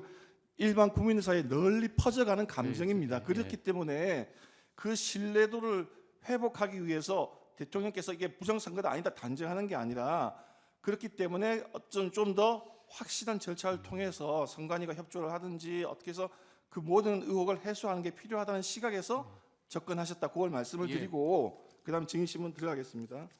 예. 증인 그 주신문 12항과 관련해서 이렇게 말씀을 하셨습니다. 중앙선관위는 헌법기관이기 때문에 국정원의 보안 점검을 받으면 헌법기관의 독립성과 정치적 중립성에 대한 논란을 야기할 수 있다. 이렇게 말씀하시는데 국정원의 보안 점검 결과를 저희가 한번 열람을 해보니까 그 비밀 자료에서 열람을 했습니다. 요지가 이렇게 돼 있어요. 그 중에 하나는 보안 용역 회사의 직원과 선관위 직원이 아이디와 패스워드를 공유하는 경우도 있고 심지어는 용역 회사 직원들이 하나의 아이디와 암호를 공유하는 경우도 있어서 보안 관리가 아주 엉망이었다 이렇게 돼 있습니다. 이건 물론 증인께서 사무총장 오시기 전의 일입니다. 그러니까 증인을 뭐 힐책하거나 한 게 아니고 그렇게 돼 있습니다. 이렇게 돼 있는 게 이런 걸 보안 점검을 했기 때문에 이런 게 나오는 건데 이게 정치적인 중립성하고 무슨 관계가 있습니까? 네. 그 자체 지금 국정원 자체가 저희 헌법기관에 대해서 보안 감사를 할 수 있느냐 없느냐의 문제입니다. 헌법적인 문제가. 증인 그거는 스스로가 헌법기관으로서 이 정보 시스템을 철저하게 관리를 한 상태에서 말씀하셔야지 헌법기관이라는 걸 내세워서 다른 행정기관이나 이런 데서는 그렇게 생각하시면 안 되죠.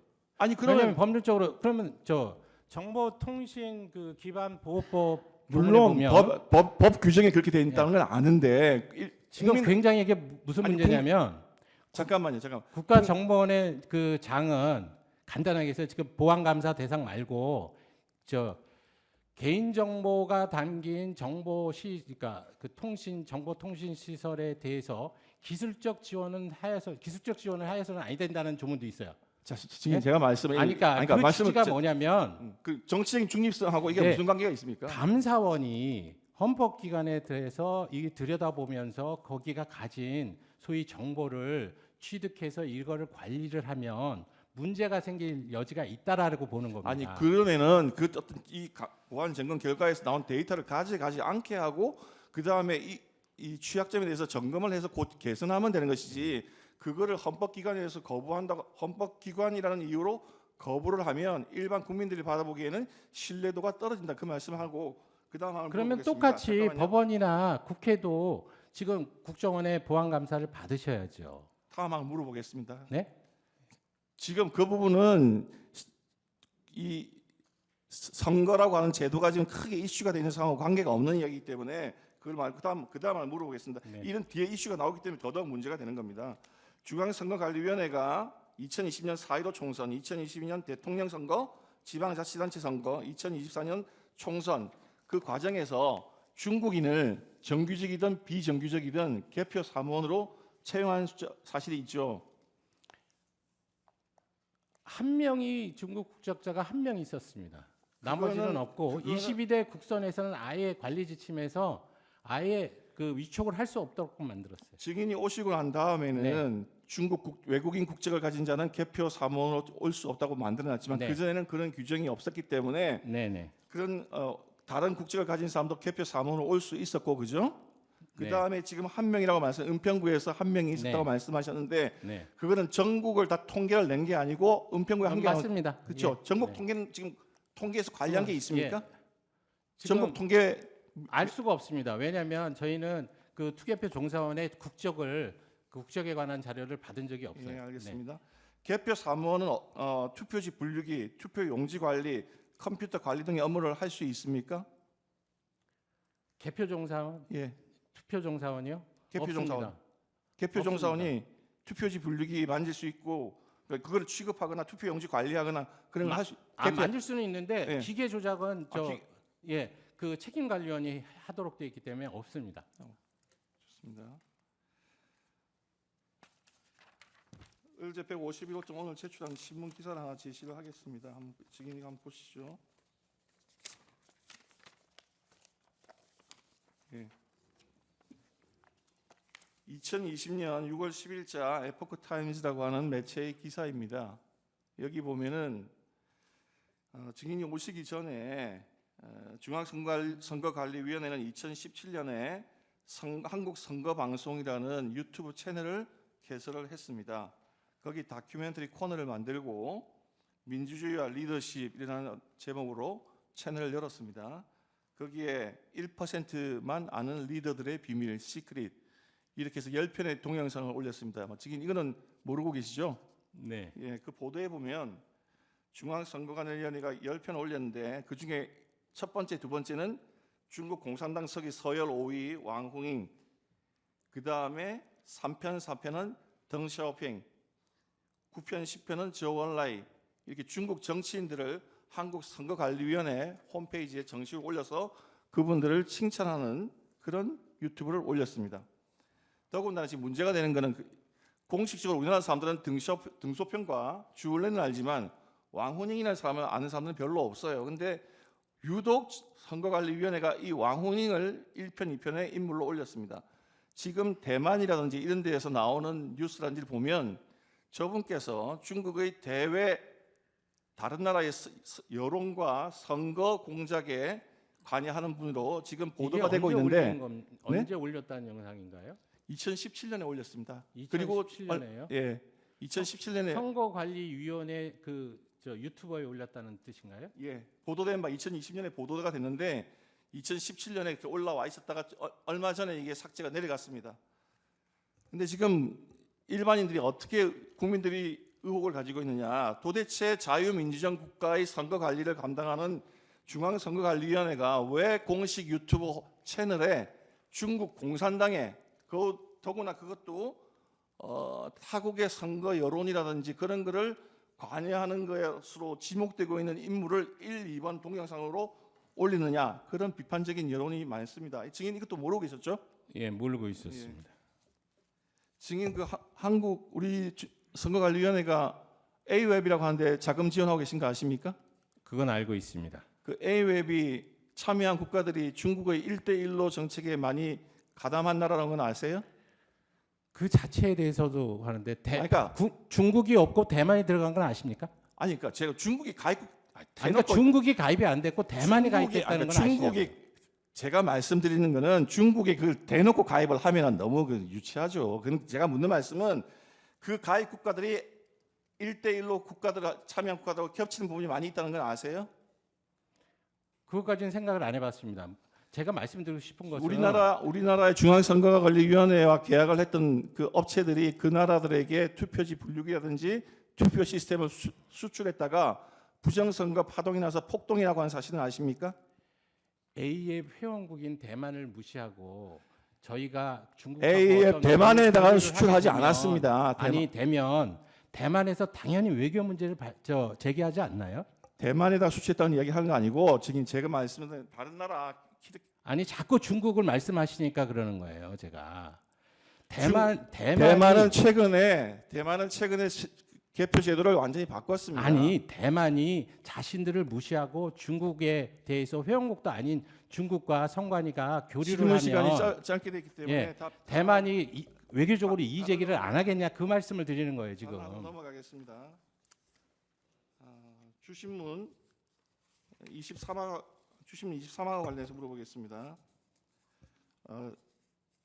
증인 그 보안 점검 미실시된 전산 장비가 일선 직원들의 일상 업무에 수행되는 PC가 대부분이다. 그렇게 말씀을 하셨는데 일상 업무용 PC도 악성 코드나 이메일 해킹이 되면 거기서 업무망이라든지 선거망으로 타고 들어갈 수 있다는 건 아세요? 과거에 지금 접점이 몇 개 있어가지고 그런 지금 보안 컨설팅 결과에서 나왔는데요.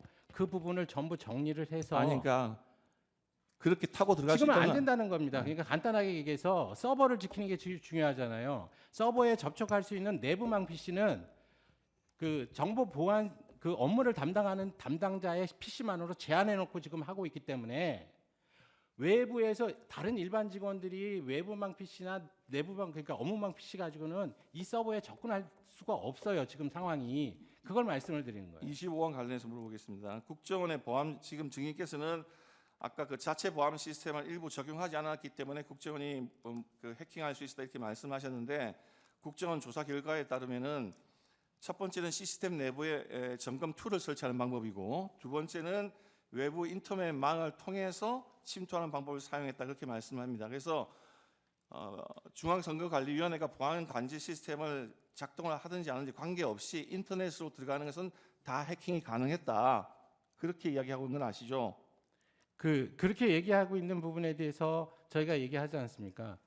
그쪽에서 비협조라고 하는 사항으로 들고 있는 게 저희하고 상의 없이 해킹, 모의 해킹을 위해서 점검 툴을 설치한 부분이 있어요. 증인, 그거는 제가 방금 말씀하신 네. 두 가지 유형 중에서 첫 번째 일을 하시는데요. 그게 적발이 돼가지고 우리가 삭제를 해버립니다. 아니, 그러니까 지금 말씀 지금 들으세요. 내용은 아니, 내부에다 심는 것뿐만 아니라 그 점검 툴 자체를 원래 보안 점검은 두 가지 방법으로 하는데 네. 첫 번째 방법은 내부에 그 점검 툴을 심는 방법이고 두 번째 결국은 내부에 점검 툴을 심는 거와 외부 망을 통해서 해킹한 거하고 동일한 사안이 됐다 그런 말씀을 드리는 아닙니다. 거예요. 그거는 지금 아까 좀 전에 여기 그 센터장에 나와서 말씀을 네네. 하시는데 두 가지 방법이 있는데 지금 보안 관제 시스템을 작동했다고 하는 건 그거는 관계없이 외부에서 인터넷으로 침입이 가능했고 두 번째는 지금 말씀하시는 그 점검 툴을 설치하는 거 그거를 말씀을 지금 우리 중앙선관위 관제 시스템이 적발을 했다고 하시는데 이 점검 툴은 굉장히 단순한 툴이기 때문에 전문 해커들이 설치되는 것 자체가 문제고 메모리에 의해서 쉽게 설치할 수 있다고 하는 것 자체가 문제였고 두 번째는 그 센터장 말씀에 의하면은 전문 해커들은 세계 10대 보안 프로그램을 돌려서 그걸 뚫는 정도의 수준을 가지고 설치를 하기 때문에 지금 간단한 그 점검 툴 설치가 됐다는 것 자체가 이게 보안 시스템이 허술하다는 걸 말씀하거든요. 그러니까 점검 툴 자체를 저희 시스템이 보안 시스템이 적발해서 그거를 삭제를 하는 그 기능을 갖고 있다라는 뜻입니다. 원래 점검 툴을 설치할 테니까 그걸 삭제하지 말라고 미리 이야기했다고 하는 사실은 모르시나요? 아니라니까요. 그게 삭제가 되니까 26강 관련해서 물어보겠습니다. 다른 쪽으로는 안 되니까 이거는 우리가 설치한 거니까 이거를 만약 삭제를 하게 되면 이 해킹 실험이 되지를 않으니까 이걸 좀 더 달라라고 얘기를 해서 저희가 그냥 그거를 삭제 안 하고 인터넷으로 해킹이 다 되는데 무슨 말씀하십니까? 인터넷으로 해킹을 해가지고 다 인터넷 해킹이라는 는 접점을 말하는 겁니다. 내부망과 서버 사이에 인터넷에서 업무망을 통하는 접점이 있고 접점이 있어서 그 당시 실제적으로 증인 들어가는 거를 잠깐 하는 것이고 시간이 지금 짧으니까 좀 증인 그 직원들은 행정 등산망의 일부를 사용해가지고 업무망과 그 인터넷망 사이 자료를 주고받고 늘 했어요. 그래서 그걸 타고 들어갈 수 있는 그런 허점이 그 당시 존재했기 때문에 그거는 당연한 거고. 그다음에 이걸 물어보겠습니다. 증인이 아까 중앙선거관리위원회가 국정원에게 전산망 구성 등 필요한 자료를 제공을 했다고 말씀하셨는데 정작 중요한 IP 주소라든지 서버 용도 등을 다 삭제해서 제공한 사실 아십니까? 그게 보안 관계 때문에 삭제를 했었는데 그것 때문에 작업이 어렵다고 그래서 안 가린 상태에서 완전한 그 정보를 다 제공했어요. 사후에. 그래가지고 벌써 시간이 들어간 거죠. 시간이 8주인데. 그래서 지금 백 차장님이 그다음에- 어떻게 진술을 했는지 모르겠는데 잠깐만 그다음에 또 물어보겠습니다. 일단 처음에 제공 안 하신 건 맞고 두 번째 제공받은 내용 가지고 실제적으로 작업이 이루어지지 않았습니까? 시간이 8주로 제한돼 있고 행정직과 전산직 한 명씩 제공을 했었죠. 근데 그 사람들이 6시만 되면 퇴근을 하니까 제한된 시간에 처음부터 IP 주소라는 게 있으면 시간이 단축이 되는데 그렇지 않은 상태에서 시간이 소요가 됐기 때문에 말씀합니다. 네. 그다음에 예. 주신문상 28항 29항과 관련해서 30강에 대해서 물어보겠습니다. 증인 이번 국정원 모의 해킹 결과 지자체 협력 없이도 선관위 홈페이지를 해킹하거나 제외 공간의 PC를 통해서 선관위의 선거망 서버에 들어가가지고 통합선거인 명부 전체를 탈취하는 것, 사전투표관리관의 사인, 지방선거관리위원회의 청인 탈취가 다 가능했다고 하는데 그건 보고 받으셨죠? 그 보안 컨설팅 당시의 결과 보고죠. 예. 네. 예, 제안하겠습니다. 예. 정인 신문을 마칠까 합니다. 예. 또 당부받은 것도 있어서 예. 한두 가지만 더 질문을 좀 해도 되겠습니까? 하십시오. 예. 그 증인은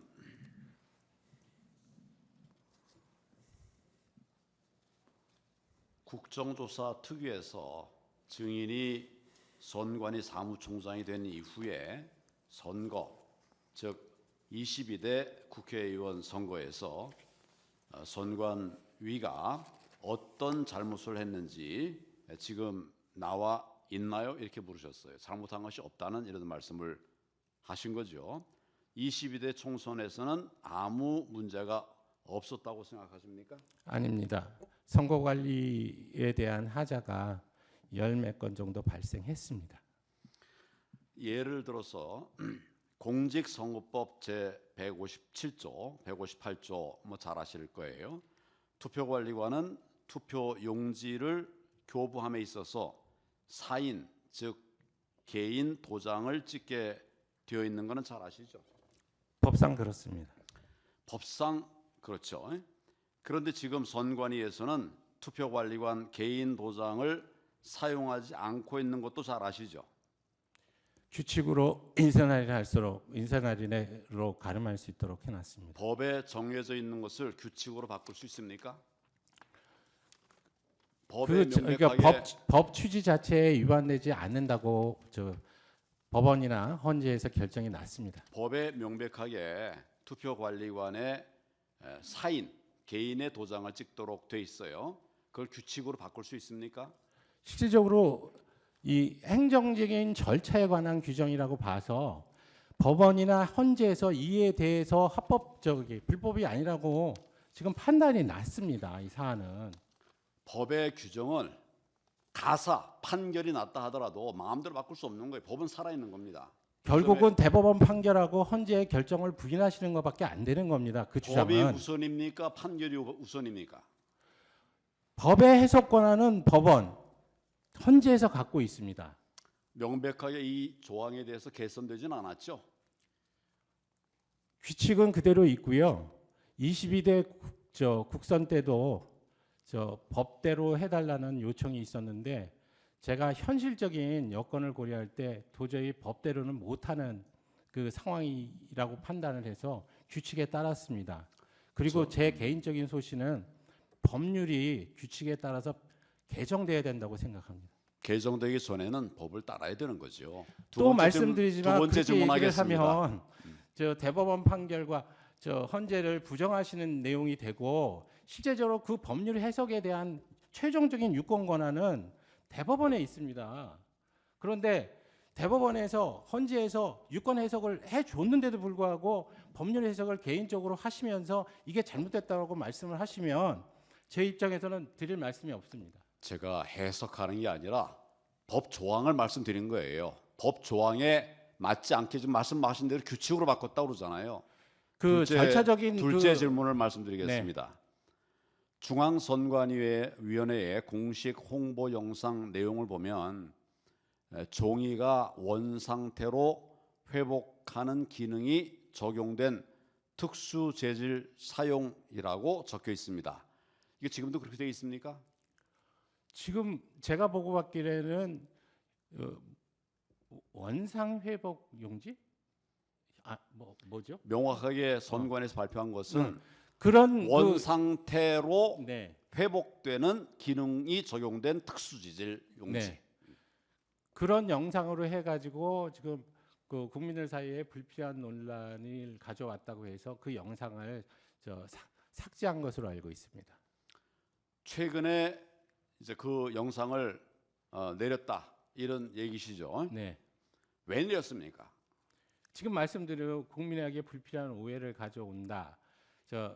이게 무슨 형상기억 종이라는 말을 우리가 한 적이 없는데 그것을 형상기억종이라고 선관위가 했다. 세상에 그런 종이가 어디 있느냐라고 이제 말씀을 했었고 실제적으로 제가 보고서에 대해서 이 부분을 확인한 결과 우리나라의 제지 회사에서 두 군데에서 저희에게 이 용지 공급을 하면서 강조했던 부분은 복원력이 우수하고 뭐 그런 내용들이 돼 있는데 그것을 지금 말씀하신 대로 뭐라고 처음에 우리가 했다는 거죠?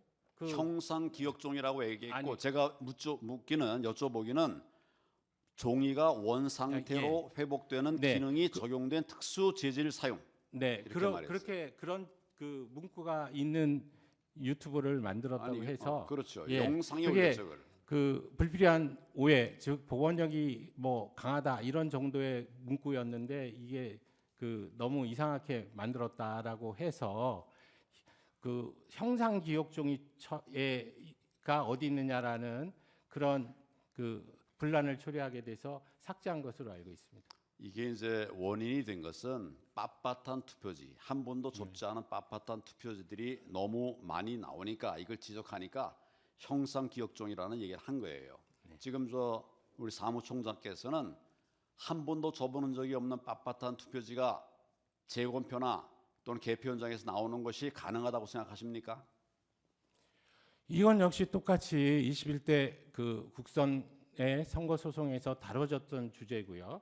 거기서 대법원이 검증한 결과 그것은 정상적인 투표지다라고 결론을 내린 것으로 알고 있습니다. 판결의 내용을 제가 묻는 게 아니라 우리 사무총장께서는 빳빳한 투표지, 다시 접은 것들이 회복되는 이런 투표지가 가능하다고 생각하시냐 이걸 여쭤보는 거예요. 그 부분은 제가 잘 모르겠습니다, 사실. 그래서 저는 이 부분을 실제적으로 보고 감정한 대법원의 판결 결과를 믿을 수밖에 없지 않느냐는 말씀을 드리는 겁니다. 저는 종이가 회복된다고 하는 이 이야기를 여쭤보는 거고 제가 확인한 바에 의하면 이건 불가능한 겁니다. 이 점에 대해서 사무총장이 이 부분을 명확하게 확인하고 대법원 판결에만 이렇게 미룰 것이 아니다 이런 점을 제가 말씀드립니다. 한 가지만 더 여쭤보겠습니다.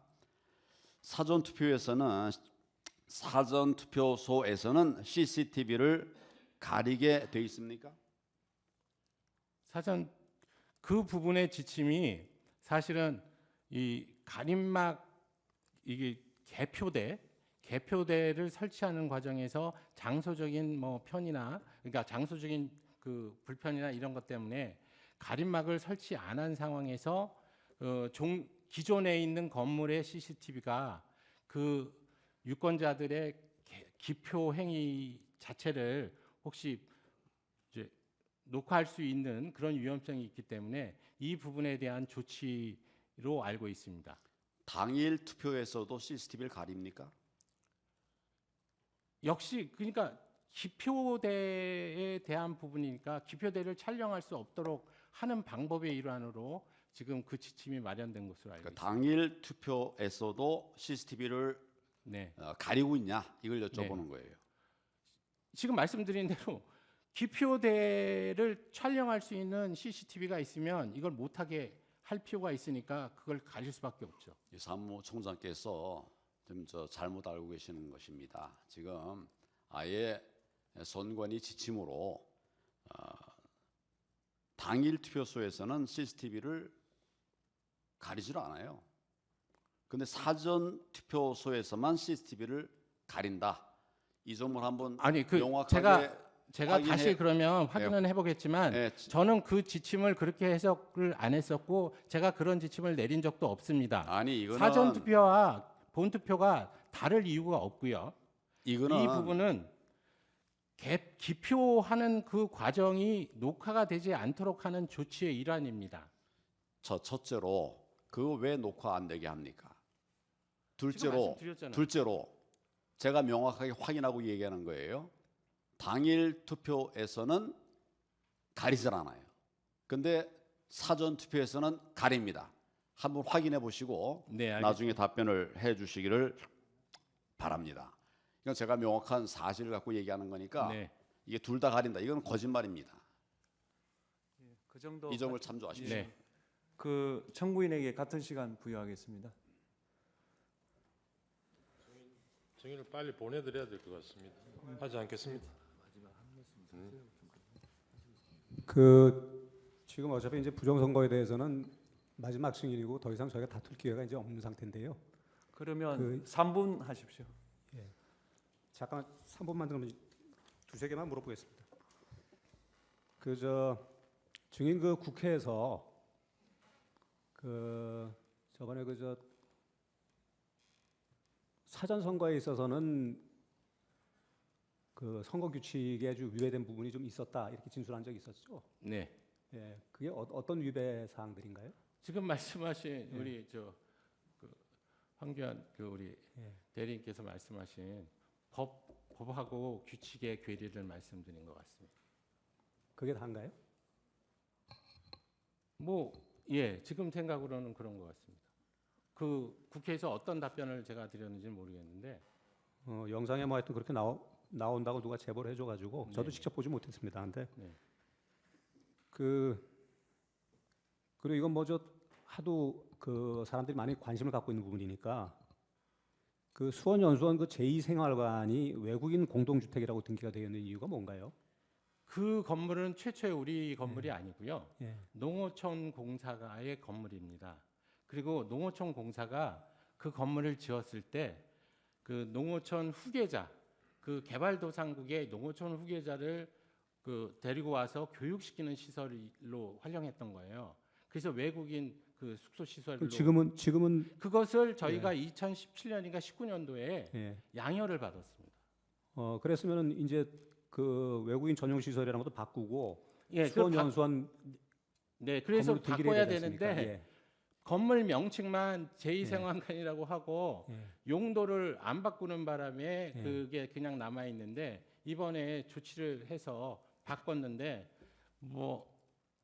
곧 허물 건물이라고 하고는 거기 있습니다. 외국인들이 숙박하거나 그런 적 있었던 거 없습니다. 전혀 없다고요? 예. 요번에 민주당에서 갔을 때 민간인 8명 있었다 그랬는데 그 민간인들은 거기 왜 출입을 하나요? 누가 민간? 혹시 제1생활관에 사무총장님이 직접 말씀하신 건데 네, 민간인이 민간인 8명 여덟은 있었다고. 예. 교육생에 플러스 강사하시는 민간인 8명이 제1생활관에 그때 계엄 당시에 교육이 있어서 거기서 머물고 있었어요. 알겠습니다. 그리고 그 어차피 지금 이게 헌법기관인 수원연수원 선관위에 군인을 진입시켰다. 이게 그 탄핵 사유라고 지금 주장을 하고 있는 것이니까. 근데 지금 저 선관위 측에서는 군인들이 거기서 아무것도 안 했다는 것이죠.